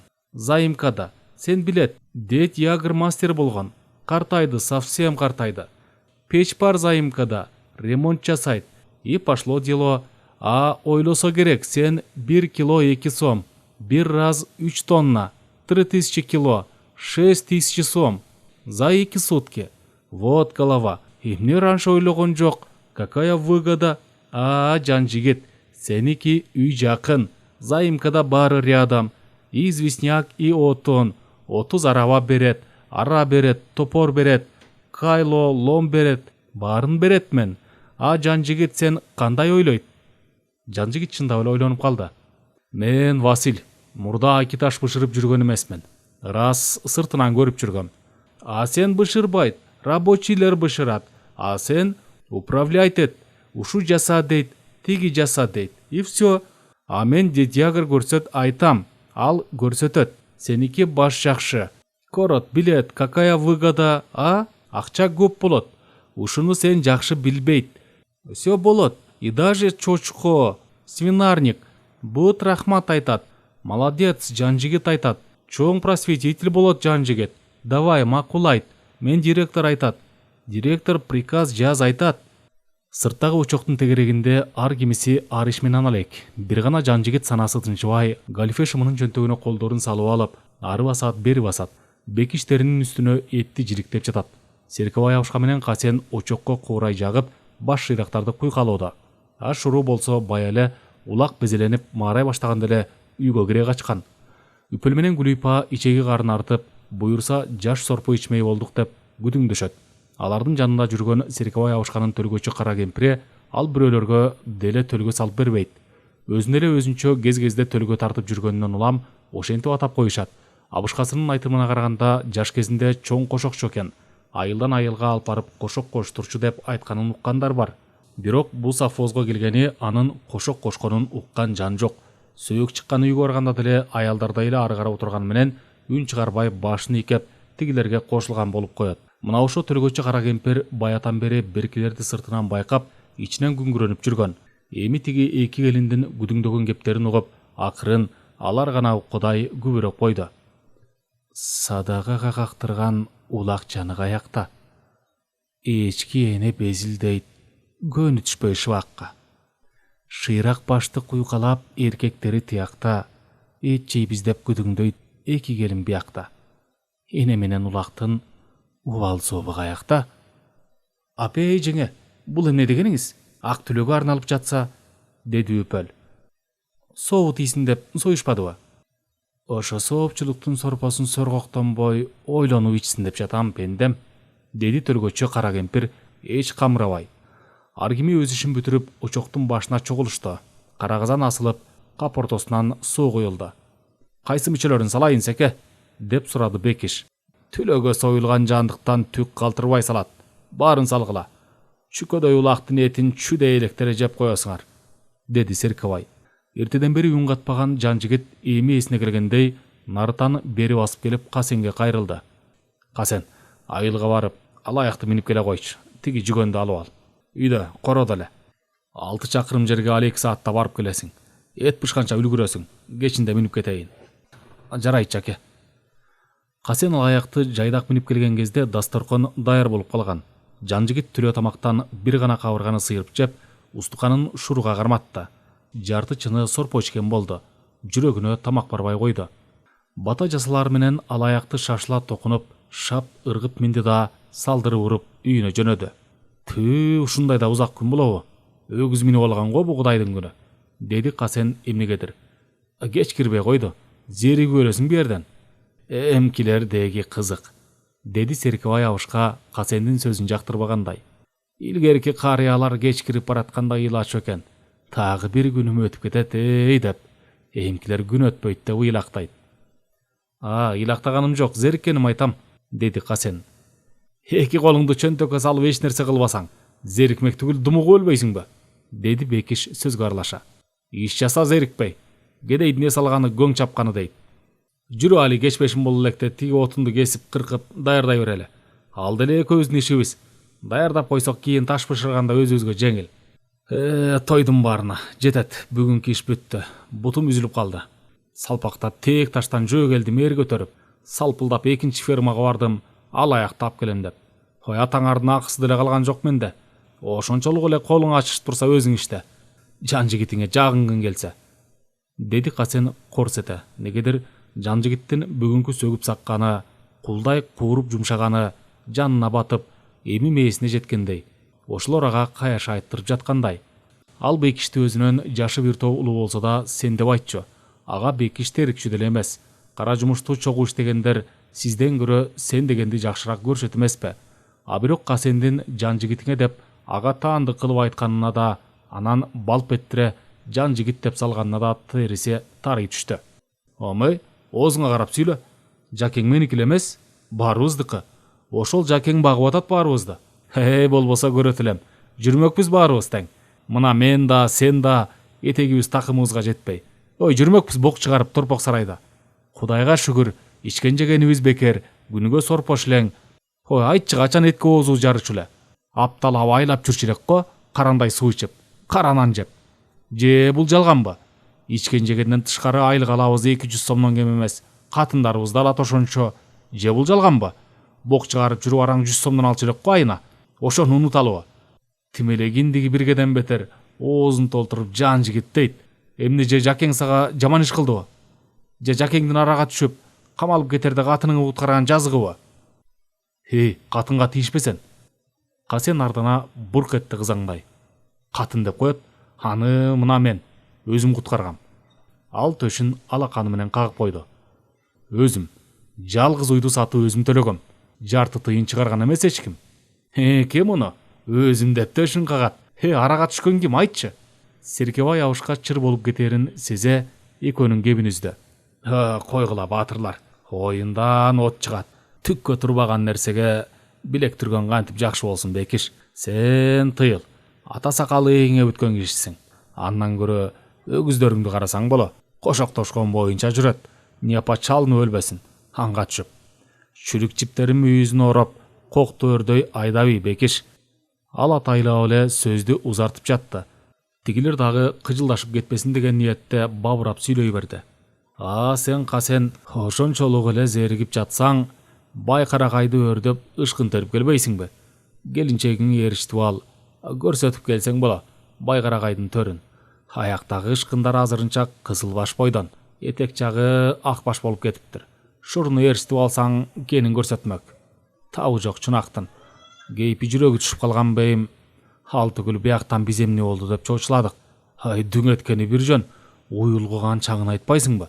Асманга чейин көтөрүлгөн. Тамакка да көңүлү чаппай койду. Жаш балада энесинин жанынан чыкпай калыптыр. Бутунда таш тилеп, ого өтөр энесин этектеп калбадыбы? Күн али эрте, эки барып эки келесиң. Кыйда абышканын ниетин түшүнгөндөй Бекиш колоттун этегинде жүргөн өгүздөр тарапка басты. Эмне кылсам дегендей эки анча ойдо отурду Касен. Байкарагайдын төрүн карап, Серкебай абышка бул эмне эле тиякты тиктеп калды деп, өзү да колун чекесине серепчилеп башын кыйшайта Байкарагайдын төрүнөн оюна чейин көз сыдырып өттү. Кайра дагы бир жолу көз сыдыртты. Көз алдына дароо тартылганы жондун этеги менен коктусун тепчип өткөн ири буйру из болду. Ал өрдөп кеткен, өрдөн түшкөн жол болчу. Нечен жолу, нечендеген адамдар өргө чыгып, өрдөн түшкөн. Жол дагы, жана дагы изи болчу бул жылганын байлыгынын. А бу жолдо кимдин изи калбаган? Кимдер билип, кимдер эстейт аларды? Кыялына түштү не бир элестер. Аты десең. А бирок из жатпайбы так болуп, жол болуп, өзүнө өзү сурап алат. А өзүчө, ушу из менен канча жолу өрдөдүң, канча жолу түштүң, кайра кыялап. Санап болбосо анын баарын. Канча жолу сүйрөтпөдү кыйып алып карагайын. Эсинде калганычы. Рахат алып кубанганын, ыза болуп кубарганын канча эле. А пендеге рахатын аз берип, ыза жагын артыгыраак буйруптур. Аз да болсо рахатын кайсы эле? Эстеп көрчү. Жакшы түштөй түшкө кирген, өткөн кездер канча эле? Эсиңди алгыр, кана эстечи дурустап. Шаптай өткөр, эр жете шадаңдаган эки оолу жапар менен сапары шыргый кармап, өзү сүйрөтүп жөнөгөн Карагайды жандап. Астынан тоосу, чун сүйө, аппале, канаанда да бир жолу кеттик алга дешкендери бирин бири шаалап боргулдана бороз болгон учурлары рахат эмес беле. Аларга да өзүнө да. Турду азыр уулдарынын элестери бүлбүл тартылып, добуштары чала моңол жаңырып, сирепчилеген колу менен көзүн басты. Чеке кашын кайра ушалап, манжаларын батыра, кабыштыра, чыкыйларын кармады. Жер дагы айлан көчөк болуп бараткансы да Серкебай абышкага. Байкарагай болбосоң кое кал, деди Касен өзүнчө эле. Эмне? Деди селтете Серкебайга абышка. Уулдарынын үнү кулагына жаңыргандай. Байкарагай деп жатам. Атын көр да өзүң кара. Бай имиш. Башында 10 чакты карагай турат сербейип. Сереет да. Жутуп алсак, жеп алсак, кыя чапсак өмүрүн. Серкебай абышка уулдарын элестеткен моюнча ачуулана бурк этти. Ой молдоке, эмне болуп кетти? Деги дениңиз сообу? Деди таңдана Касен. Сопсо, эмне оору деп турасыңбы? Деди Серкебай абышка кыртышы сүйбөй. Ой деги бүгүн соо киши жок. Деги кандай күн? Кара шаршемби. Деди тырчыгандай Серкебай абышка күнгө шейшемби экенин билип туруп эле. Ошондой дейин да. Эмне эле жол болбойт десе кара шаршемби тура. Деди Касен чын дилинен. Касен! Деп чакырып калды үйдөн чыга калган Гүлүйпа эшиктин алдынан эле. Касен да Серкебай абышка аны карап калды. Гүлүйпа бери кел дегендей ишарат кылды колун булгалап. Касен үйдү карай басты. Серкебай абышканын кыжыры дагы келди. Эмкилердин катындарын кара. Тастаңдап сакалдуу көкүлдүүнү көзүнө илбей, эринин атын айтып кыйкырат. Мунусун кара мурдунан жетелеген торпоктой чуркап кеткенин. Иман деген кеткен экен го. Деп ичинен кыжына, ал да өз эрегесине бет алды. Үйгө кирсе ала кийиздин үстүндөгү көлдөрөңдө кемпири тизесине жүлөнүп отурган 16-тан 17-ге караган небереси Шуруну жаш баладай башынан сылап, бир нерселерди айтып кобурап отурган экен. Серкебай унчукпай төр жакка өтүп, мандаш токунду. Байбиче, Куран окуюн. Ыклас бөлгүлө бир аз. Бүгүн шейшемби эмеспи? Жума күнү окучу элең го? Деди кемпири жай гана эмне үчүн Куран окуй турганын жөнүн билгиси келгендей. Жапаш менен сапаш көзүмө элестей түштү. Садакаларымын арбагы бизди унутту дегенбей. Серкебай терең үшкүрүндү. Кемпиринин көзүнө жаш тегирине түштү. Оң алаканы менен Шурунун башын кайра сылай, сол колу менен жолугунун бир учун алып көзүн сүрттү. Оку байым, окуй, деди кемпири акырын үнү каргылдана. Серкебай абышка узун сүрөнү кыраатын келтире шашпай окуду. Ал бала кезинде касыйда окуган чоң молдодон дарс алган. Курандын сүрөлөрүн чечмеле угуп, көңүлүнө жат кылган. Эскиче чала окуган молдокелерден, бирок молдолук кылууну кесип кылып алган эмес. Анын окумал экенин билген совхоздун карыяларын нечен келип, молдоке, 3 айылыбызда тең сиздей окумал жан жок экен, имам молдо болуп бериңиз дешкенде көнбөй койгон. Шылтоосу шариятка такаганы, шариятка ылайык келбейт. Себеп дегенде биринчиден майыпмын дечү.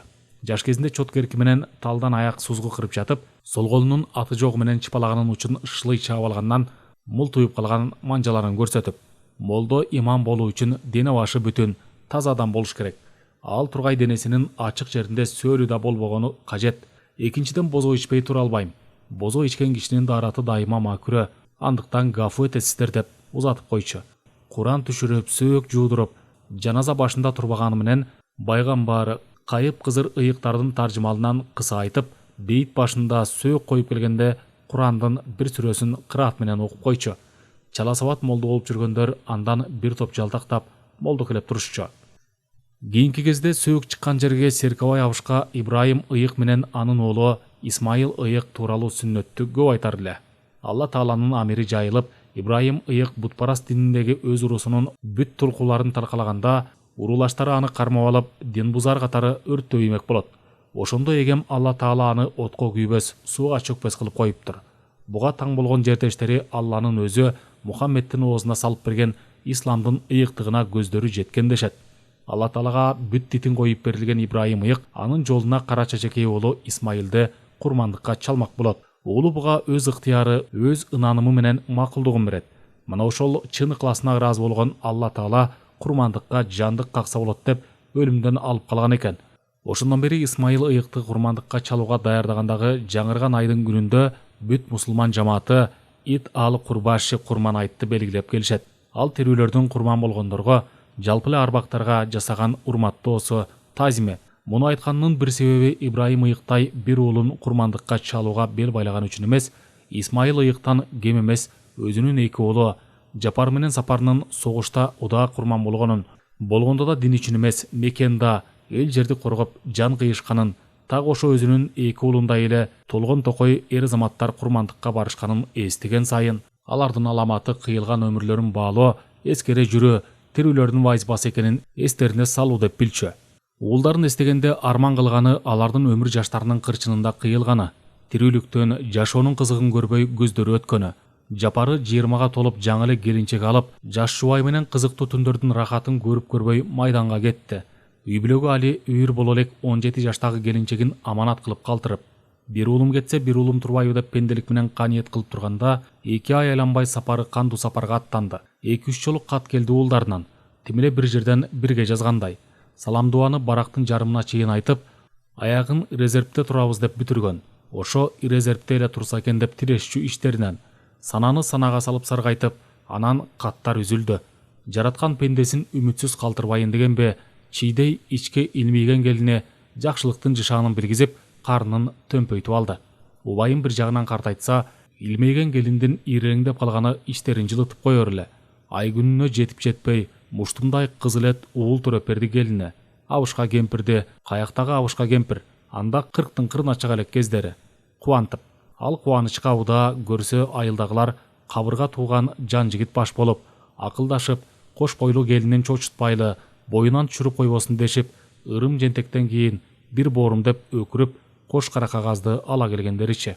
Аттың дүйнө, Серкебай абышка дегенде кабыргалары сөгүлөп, сенек болуп калса да, кийин сабыр кылып, өлүмдүн улуктугун жаш карага карабасын, кай жанга болбосун акыры бир өлүм турганын нечен угуп, нечен көрүп, ага нечен жолу ынанганын акылына тегеретип, 2 санын мыкчып, үшкүрүп отуруп берди. Эне чиркинге бала боор эт менен тең тура. Эр жеткен эки уулдун күйүтүн кандай эне бир учурда көтөрөт. Канча жолу эс болуп, канча жолу кан кузгандай боздободубу. Зайыбы жаш кезинде жайдарылыгы жагынан астына ак жолук салбаган, тамаша көй, нары сөзмөр, нары жамакчы, табышмак айтуу жагынан келин кыздарды таң калтырган, келечеги кең, тагдырыңы так айтып берем деп тамашалап чындап төлгө таш тартып, аягын дайыма жакшылыкка такап курбуларын кубанчу, кошокчу келин деген абазы күткөн зайыбы бир өлүп, бир тирилбедиби. Так ошондон баштап кошок кошконду токтотподубу. Каргыш берип, кошокчулугум акыры түйүмө жетти деп азырда күңкүлдөп жүрбөйбү. Ал кызыл эт наристени айтпайсыңбы? Жарык дүйнөгө жаңыдан көз ачкан чүрпөдөн не айып? Калабалуу күйүттү башынан биринчи кечирген жаш келин өпкө жүрөгү өрттөнүп, ургачы жанга табиятынан берилген энелик мээнүүдөн ажырап, эмчегинен сүт чыкпай калды. Кандай гана капсалаң болбосун, өлүп калбаган соң жашоонун тукум улоонун вазипасын аткарбаска айла жок экен. Шорду чоң энеси кызыл эт небересин эчкинин сүтү менен багып араң ирдентти. Чоң энеси үфүлөп сүт ичирди, бөпөлөп буламык берди. Медерим деп кучагынан түшүрбөй жыттап өптү. Медери да чоң эненин жыты менен телчикти. Качан келиндин төркүндөрү келип, башына азаттык сураганда, абышка кемпирдин арбак алдындагы өтүнүчү чүрпөсүн жетилткенче калтыруу болду. Калтырышты. Кайрылган жок. Шурудай мойнумда жүрсүн деп, Шуру деп ат койду чоң энеси. Эс тарткандан чоң энесинин жомогун угуп, табышмагын үйрөндү. Тамтуң баскандан тарта, мына ушу оорук тамда чоңойгондуктан, анын үстүнө энеси да ажырагысы келбегенинен мектептен окубай калды. Атасы гана арип таанытып, эжелеп окуганга үйрөттү. Ооруктанга келген кишилер менен чанда гана сүйлөшкөнү болбосо, чоң энесинин жомогу менен табышмагынан, ананда бай карагай менен алчалуу төрдүн байлыгынан башка Шорунун дүйнөсү жок. Узун сөөрүнүн аягына чыгып, Серкебай абышка алакан тартты бетине. Үчөө тең бата кылды арбактарга. Жанжигит үйгө демейдегиден эрте келди. Зейнеп бир шойкон болгонун жана чактушты эле капылеттен, чукултуштан чыккандай жерди солк эттире дүңдей түшкөн дүңкүлдөктү айылдагылардын баары укканда, анан эмне болуп кетти деши элеңдешип туш тарабынан карашып, тиги берден бир топ эле алыс капчыгайдын оозунан тээк таштан карабоз коюу чаң асмандап көтөрүлүп чыкканын көрүшкөндө эле сезген. Анткени кече Касен алаякты минип жардыргы чап келем деп кеткенин унуккан. Ошо дары бир шумдук жасаганын билди. Качан алаяк тушалуу боюнча корого кирип келгенде жүрөгү болк этип, муундары калтырай түшкөн. Минтип кеткен аттын эси жок үйгө келиши, үстүндө эри жок жайдак келиши бир кырсыктын белгиси экени бештен белгилүү го. Анын үстүнө Зейненин мындайдан чочуп калган жайы бар эмеспи? Дароо жоргонун шоосун чечип, бастырмадагы акырга байлап, окурана бербесин деп жем салып, жем баштыкты башына илип койду. Деги аман эсен эле болсо экен деп чый-пыйы чыгып тыбырчылап жүрдү Касен келгенге чейин. Аны көргөндө эле сураганы деги баарыңар амансыңарбы болду. Сопсобуз, эч нерсе деле болгон жок. Тээк ташты жардырдык. Алаяк ошондон үркүп кетти. Жакең оруктамда. Алаяк тап кел деди. Ошого келдим деп жоргону жайдак минип кеткен. Бары бир Зейненин жүрөгүндө дөпөйүл бир нерсе туруп алды.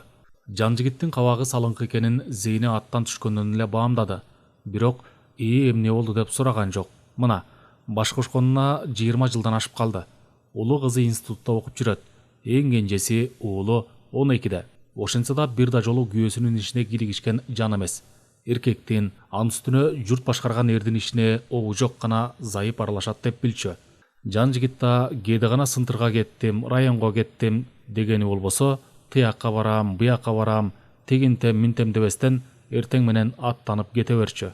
Кез гана көңүлү жайдары кезинде көбүнчө иши оңунан чыккан учурда баландай жасадым, түкүндөй кылдым дечи. Үйгө кирип, белен чайын жан жигиттин алдына койгондон кийин гана Зейне акырын сөз кыстарды. Касен келгенде жаман чочулабадымбы? Эмнеге? Деди жан жигит үтүрөйө. Жанагы тээк таштагы. Жан жигит аягын айттырбай сөзүн жулак корсетти. Болду, жанагы ышпана дейди былжырадыбы? Жок, буйрбасын. Эч нерсе деген жок ал. Тээк ташты жардыртып, алаяк үркүп кетти, жакең ап кел деген эле сөз айтты. Анан жоргоңо минип кетти, деди Зейне. Ой, ошо ышпана кара жолтойдун сөзүн уккан мен да акмак экенмин. Эч нерсе деле болгон жок дегенде айтты го Касен. О, Касениңдин ата бабасын урайын. Кылгылыкты кылып коюп, эч нерсе болгон жок дегенин кантесиң? Аңгыча көчөдө ойноп жүргөн уулу адыраңдап кирип келип эле, "Ата, алаякты жорголотуп келейинчи, камчыңы берчи", деди. Жан жигит уулун жанындай көрчү. Кээ бирөөлөрчүлөп айланып тегеренип жыттагылап, алдындагы ашынан берип коюп эркелетчү эмес. Жөн жай гана ичинен кубанып, эрте келе калганда "Мегой жорго чалдырып көрбөйсүңбү, чоң жигит болуп калдың, чүкө ойноп эле батиңкеңи майрык басып жүрө бербей" деп алаякка мингизип, тиги салдырып уруп кеткенде өзүнчө бир элжиреп алчу. "Шүк кой аны", деди жан жигит чакчая карап. Анан уулунун шагы сына түшкөнүн сезе, жубаткандай үнүн басаңдатты. "Алаяк зорукканга аз калды. Аябай чалыгып чарчады уулум. Отуруп чай ич. Адыраңдап шадыраңдап жүрө бербей, үй окатка аралашсаң боло. Чопчоң азамат болбодуңбу? Чүкөдөн мүйүз чыгабы, отур, чай ич." "Ичпейм", деди уулу бултуя. "Отур атаң айткандан кийин. Кара муну. Тим эле токойдон отун көтөрүп келип бизди ушул эле багып жаткандай. Атаңдын сөзүн сен эмес, менин кың этпей угам. Атүгүл бүт эл угат", деди Зейне күйөөсүнүн көңүлүн жибитип жайкагысы келгендей. Уулу мурчуя жапыс тегерек столдун четине эки колун өбөктөй үтүрөйө отуруп калды. Жан жигит бир тиктеп алып ичи жылый түштү. Өзү да бала кезинде ата энесине таарыныч кылганда ушунчу. Так ушундай кезинде азогунанды минет элем деп чырбаштык салганда, уруксат бербей коюшканда так ушинтип мурчуюп, үңкүйө жер карап отуруп алып, керели кечке тамак ичпей, боз үйдөн эшикке да чыкпай көктүк кылганын эстеди. "Эртең эрте келем. Кечке мин алаякты. Жарайбы?" деди ичи жылган атасы уулуна. Уулу үңкүйгөн боюнча башын ийкегиледи. Нанды оозуна толтура бурдай согунуп, шор эттире чай уртап тамак ичкен уулуна алдыртан көз салган жан жигиттин көңүлү бир аз жубай түштү. Көкүрөгүндөгү дүпөйүл чоочулоосу негедир жибигенсиди. Күйөөсүнүн көңүлү жайлана түшкөнүн кабагынан байкаган Зейне гезиттерди карап алаксынчы дегендей ментти. "Почточу 2 күндүк гезиттерди берип кетти. Алып берейинби?" "Ап келсең ап кел көрөлү. Төгөрөктүн төрт бурчунда эмне болуп жаткан?" Зейне бир топ гезиттерди алып келип, жан жигитке сунду да, керебеттин үстүнө 2 жаздыкты алып, көлдөрөңдүн үстүнө күйөөсүнүн сол чыканагынын жанына таштап койду. Кыйшайып жатып оку дегенчелик кылып, жан жигит адетиндей эле адегенде 2 барак кичинекей райондук гезитке көз жүгүртүп чыкты. Алага көз жүгүртүп, эгер өз совхозунан кабар болуп калса гана окуп болбосо эч нерсе жоктура деп башын таштап койчу. Бу саамда деле эч нерсе жок экен. Аны жанына таштап коюп, Кызыл Кыргызстанды алды. Биринчи бетти ачканда эле көзүнө дароо урунганы бадырайган чоң тамгалар менен берилген, жеке адамга сыйынуунун кезепеттери, жана аны жоюунун чаралары жөнүндө деген токтом болду. Темасын 2-3 сыйра окуп чыкты. Эмне деген маани берип жатканына түшүнбөй, анан ичинен окуп кирди. Улам кайталап, кандайдыр бир чочулоо, кооптонуу туюму пайда болуп, негедир бардык ыйык сезимдерге шек келтирип жаткандай туюлду. Бардык улуу деп аталган жетишкендиктер жана жеңиштер ыйык ысымдын аты менен, туусу менен ишке ашырылбады беле. Эми ошонун баары ансыз эле болгон деп ынандыргылары келеби? Кесепеттери анча ынандыра алган жок азырынча Жанжигитти. Жалаң эле узун сөздөр, далилдери жоктой. Ошентсе да көөдөнү бир аз капшырылбай ачыла түшкөнсүдө. Того деди ичинде. Жараткан эгемдин бардыгы чын бейим, карасаң. Ал бүгүн улуу деген сөздүн өзүнөн өзү ажырап бөлүнүп урап түшкөнүн. Бу да бекеринен эмес. Накта аян эмеспи? А бирок мында токтомдо деле жол башчынын сиңирген эмгеги бааланып жүрбөйбү? Андыктан анын ысымы дале кала берет турбайбы? Демек эртең анын ысымынын алдындагы тээп түштөн бери жанды жаялдырбай, жүрөктү оп кол жыткан эки тамганы эле эртең менен эрте кертип жок кылсак, баары жайына келет да калат. Непада бирөөлөр күнөөлөй турган болсо, жеке адамга сыйынуунун кесепетин жоюунун чараларынын бири мына ушул эмеспи деп айтпай жан жокпу? Так ушинтип эле айтам. Кырсык баледен куткара көр деп сары улакты садага чапканыбыз бекеринен эмес экен. 40 чилтен колдойт деген уш эмеспи? Жанжигит үстүнөн басып тургансыган 12 ватман кара ташты алып таштагандай жеңилдей түштү. Ушундай экен да көрсө, о малуу төкмөлүү дүйнөң, деди үнүн чыгара Жанжигит. Анын бирде жамбаштай калып, бирде отура калып гезиттен башын албай өңүрө окуп, улам эхелеп үн чыгарып, күңкүлдөп бир немелерди кайталап жатканынан, узакка тирмее тиктеп отурганынан өтө кызык кабарды окуп жатса керек деп жоромологон Зейне эми минтип табышмактатып сөз айткан соң, анын үстүнө кабагы да ачыла түшкөнүн көрө кызыга суроо салды. Кечке тирмее тиктедиң, деги эмне бар экен? Жеке адамга сыйынуунун кесепетин жазыптыр. Эмне дейсиң? Зейне чын эле түшүнбөй сурады. Сталинди жазыптыр. Мактаппы? Жок, жамандаптыр. Кой, ботон бири укпасын, деди чочулай Зейне. Болуптур, укпасын. Ага биздин ишибиз жок. Андан көрө жай салып берчи мага. Өлүгүдөй чарчадым, кыйшаяйын, деди Жанжигит. Апе ботом, жаңы эле дигер болбодубу? Чын эле өлүшүдөй чарчадым, Зейнеш, деди Жанжигит. Зейнеш деп эркелете ал чанда айтчу. Бир аябай жакшылыкта, бир башына оор иш түшкөндө айтчу. Таң атпай турушум керек. Эртең иш көп. Жай салып берчи, Зейнеш. Таң кулан өк салганда ойгонду Жанжигит. Сыртка чыкты. Сыдырым желден муздак илеби. Түн бого каалгасы ачылбай думуга түшкөн Жанжигитке шыргалаң суу менен жүз чайкагандай таасир этти. Кериле дем алды. Биринекин жылдыз калыптыр. Түнү бою тазаланып, жуунуп чыккандай, таптаза айниктей тунук асмандын күн батыш кереге тарабында бүлбүл жанып. Тээ алда кайдандыр гүр шар эткен өзөндүн шары караңгылыкты сүрүп, боорул таңды алып келаткан алып күчтүн доошундай угулат. Кутбанын чыгыш керегесиндеги аппак булуттардын баш жагы мала кызыл түскө боелуп, аземдикти жана тазалыкты чайынып алгансыйт. Аска учтары гана ак боз болуп, тоолор чубалат, кара күрөң тарта уйкусурап, жаңыдан копшолуп жаткандай. Коктуголоттор бай карагай менен алчалуу төрдүн ичи дале кызыл уйкуда көшүлүп жаткандай түнөрөт, жашыруун сыргатып. Коро-кородон короздор кыйкырат, атаандашып үн алыша, сенден менин үнүм бийик, жана созуңку дегендей. Көчө бойлото тегилген теректердин дүпүйгөн бутактардын арасынан чымчыктар жаа бербей чыр-чыр этсе, самбыталдын учуна конгон кара шыйырчыктар кубултуп үн безеп, созолонто ышкыра агара атып келаткан таңды куттуктап жаткансыйт. Чукуранып, копшолуп зор тиричилик ойгоно баштаптыр. Жанжигит картошка айдаган огородунун башындагы арыкта шалдырап агып жаткан көк сууга жүзүн чайкап, чөнтөгүндөгү бет арчысы менен колу этин сүртүнө коктөрдөп басты. Тушап, отко койгон алаякты жетелеп келип, эрин токоду. Үйгө кирип, бир чоңчуну арпа максымдан ичип, аттанып, Оруктамга жөнөдү. Күндүн мурду жаңыдан чыкканда, Жанжигит Оруктамга жетип келди. Серкебай абышка нары коктуран өгүздөрдү айдап, кашаң торусун жетелеп келатты. Кемпири уюнсап бүткөн көрүнөт, эчки койлорун кородон чыгарып жатыптыр. Эшиктеги кемегенин жанында самоордон түтүн булайт. Тиги сай жегинен бекиш келатат. Эртең менен кийишин бүтүрүп. Касендер али тура электей. Жанжигит жоргосун мамыга байлап, тигилердин эшигин камчысынын сабы менен ойгонсун дегендей тыкылдатты. Бир аздан соң каалга ачылып, тирсийген кошалмасы жарым-жартылай көрүнгөн ич көйнөкчөн, чачы али үрпөйгөн боюнча Гүлүйпа көрүндү.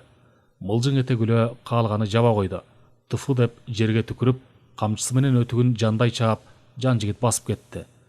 Үйгө жакындап калган Бекишке салам алейктин ордуна нааразы болгондой: "Шашкеге чейин уктайсыңарбы? Тур деп кой наркыларды. Салкында таш тартып алалы", деди.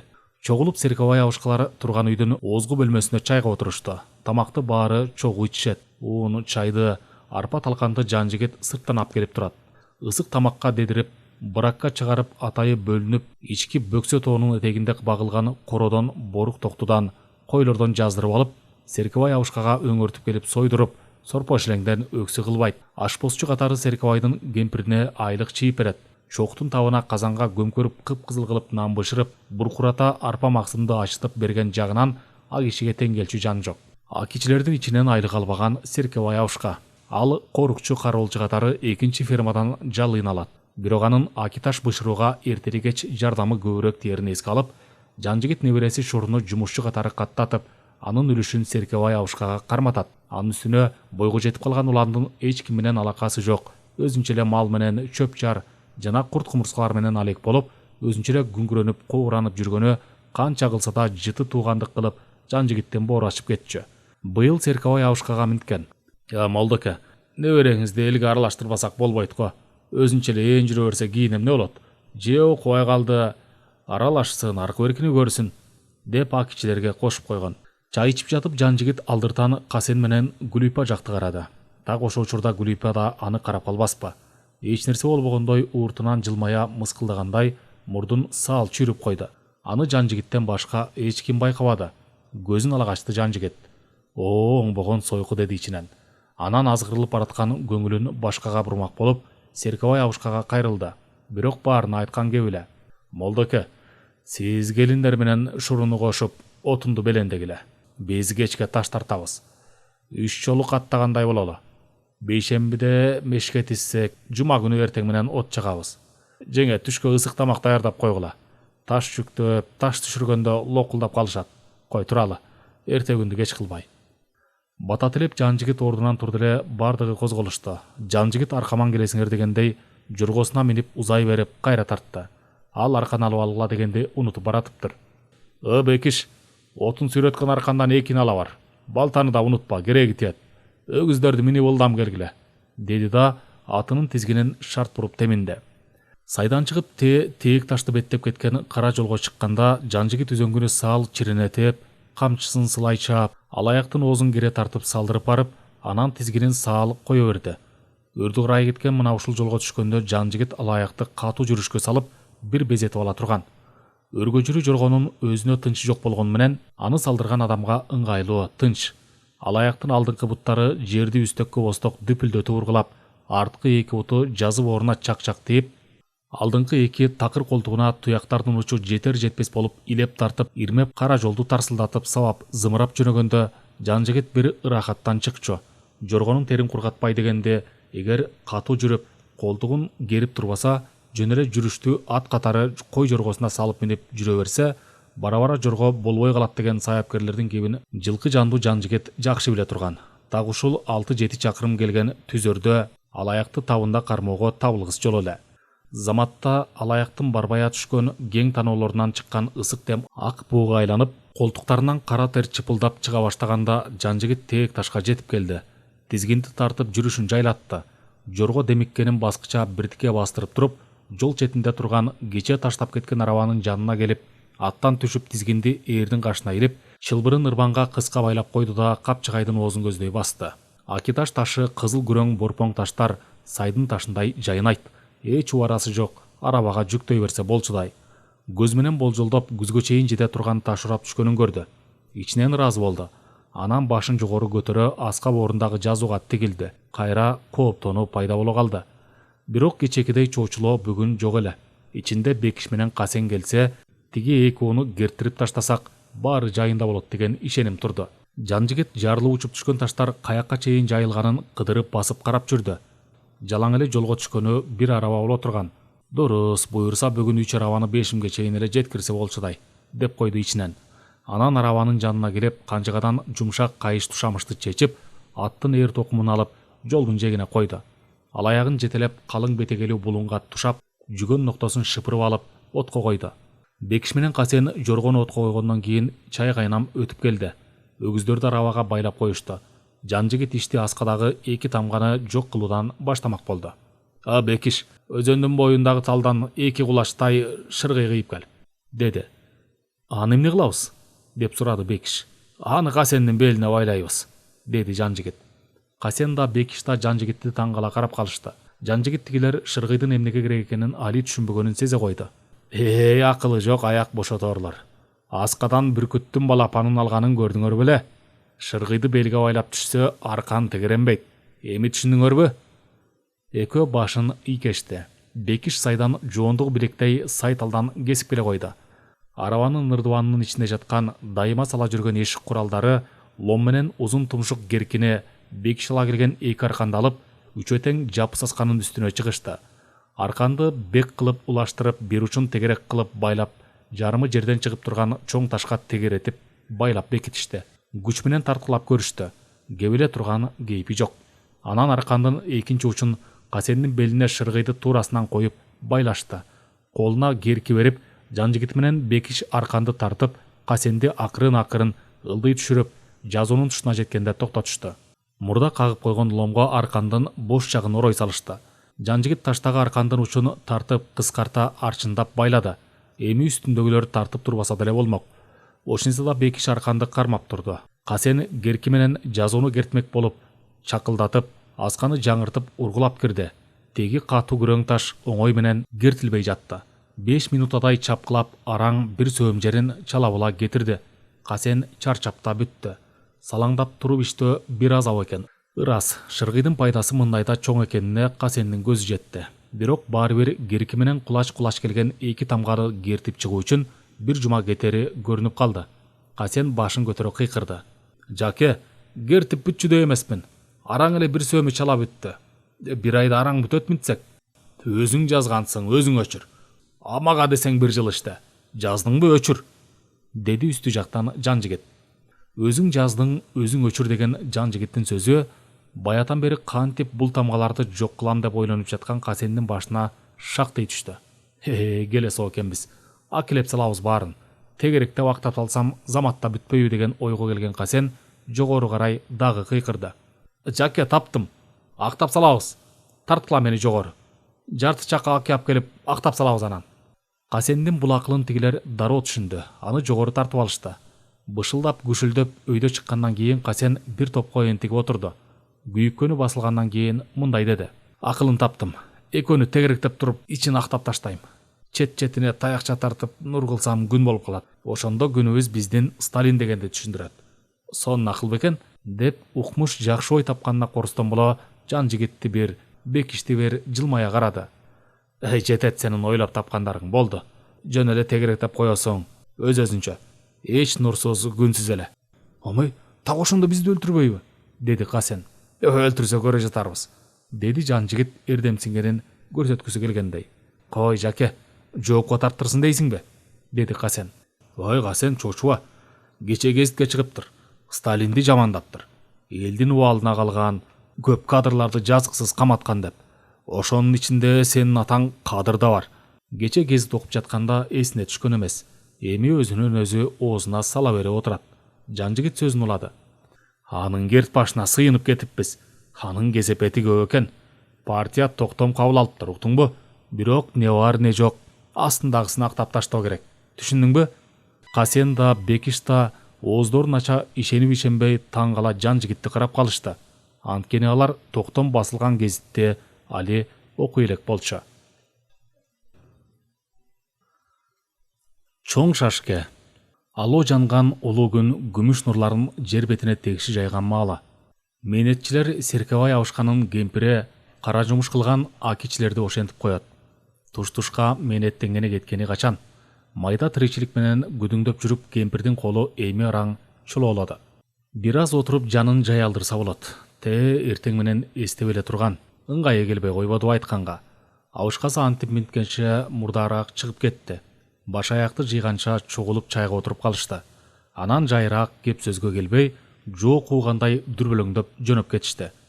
Эртең менен абышкасына Куран окутуп коеюн деп ойлогон. Түндө уулдары түшүнө киргендей болду. Кирдиби же кирген жокпу? эстей албай койду, бүдөмүктөтүп. Абалким абышкасынын кечээки айтканы эсине түшкөндүр. Жөн жеринен эле ойго бүлүк түшмөк беле. Абалким эки уулунун бири тирүүдүр.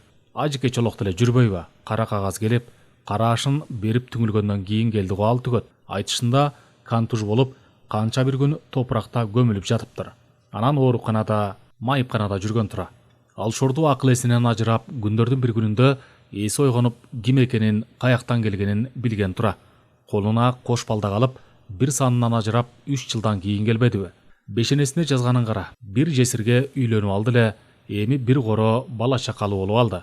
Ошо ажекенин айтуусунда майыпканаларда акыл эсин жоготкон, кол буттары жок, жарымжан жоокерлер көп турбайбы?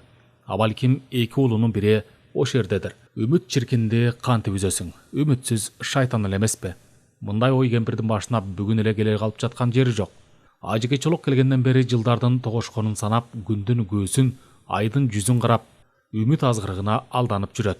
Ошондон бери төлгө тарта кез-кезде анысын ороп ара үстүнөн чыгып көрүп калгандар кеп кылып, төлгөчү кемпир атыктырганы да ошондон. Кемпир төлгөнү үмүттүн үзүлбөс учугун улоо үчүн салып жүргөнү менен кимдин иши болсун? Ал ошондон жубатып аларын кайдан түшүнсүн? Кемпир ордунан туруп, майда барат буюм салган чыт баштыгын чечип, 100 арчыга түйүп салып койгон төлгө ташты алып чыкты. Баштыктын түбүнөн ошондой эле качандыр бир жыртышка алган 100 арчыдан саал чоңураак 4 чарчы кара тукова кесиндини кошо алды. Анан ордуна келип отуруп, алдына тукова чарчыны жайды. Түйүнчөктү чечип, таштарды аралаштырып, кооранып кирди. Бисмиллахиррахманиррахим. Пайгамбар салып, бал ачкан бул төлгө, бактыяр тартып, бак тапкан бул төлгө, бардандар салып, так айткан бул төлгө, төлгөм төп сүйлө, көргөнүң көп сүйлө, башың 9, аягың 8, телегейиң тегиз түш. Бисмилла. Кемпир ак 100 арчыдагы баары бипбирдей тоголок, көгүш, бозомтук 41 ташты 3кө бөлдү. Эки бөлүгүн 100 арчынын үстүнө өз-өзүнчө коюп, бир бөлүгүн сол алаканына салып, оң колунун ортон сөөмөй, баш бармагынын учтары менен илип алып, бисмиллалап тарта баштады. 3 катар кылып 3 жолго тартты. Экинчи төп ташты алып, жана биринчи топ бүткөн жерден аттатып, жетөөнүн бири ырым таш дедирип санап, 7-чи туура келген топко бирден таш тартып чыкты. Башкы катардын четтери 2ден, ортосу 1, ортоңку катардын сол жак четкиси 3, ортоңкусу 4, оң чети 1 таштан айланыптыр. Эң аяккы катардын 2 чети 1 таштан, ортосу 4 болуп түшүптүр. Төлгө башындагы четки 2 таштар 2 уулу. Тобо, көптөн бери мындай таш түшүп көргөн эмес. Шумдугун кургурай. Неге ортоңку катардын ортосу 4 таш? Оң жолдогу уулунун да, сол жолдогу уулунун да жолун бөгөп жатат. Баарынан шумдугу аягында жатпайбы? Четтеринде таяныч болчу белги жак жалгыз калыптыр таштар. Жолдун аягын туюктап ортосуна 4 өтүшкөнүн кара. Кемпир чочуп кетти. Алакандары менен эки жагын чогулта төлгөнү жыйнай салды.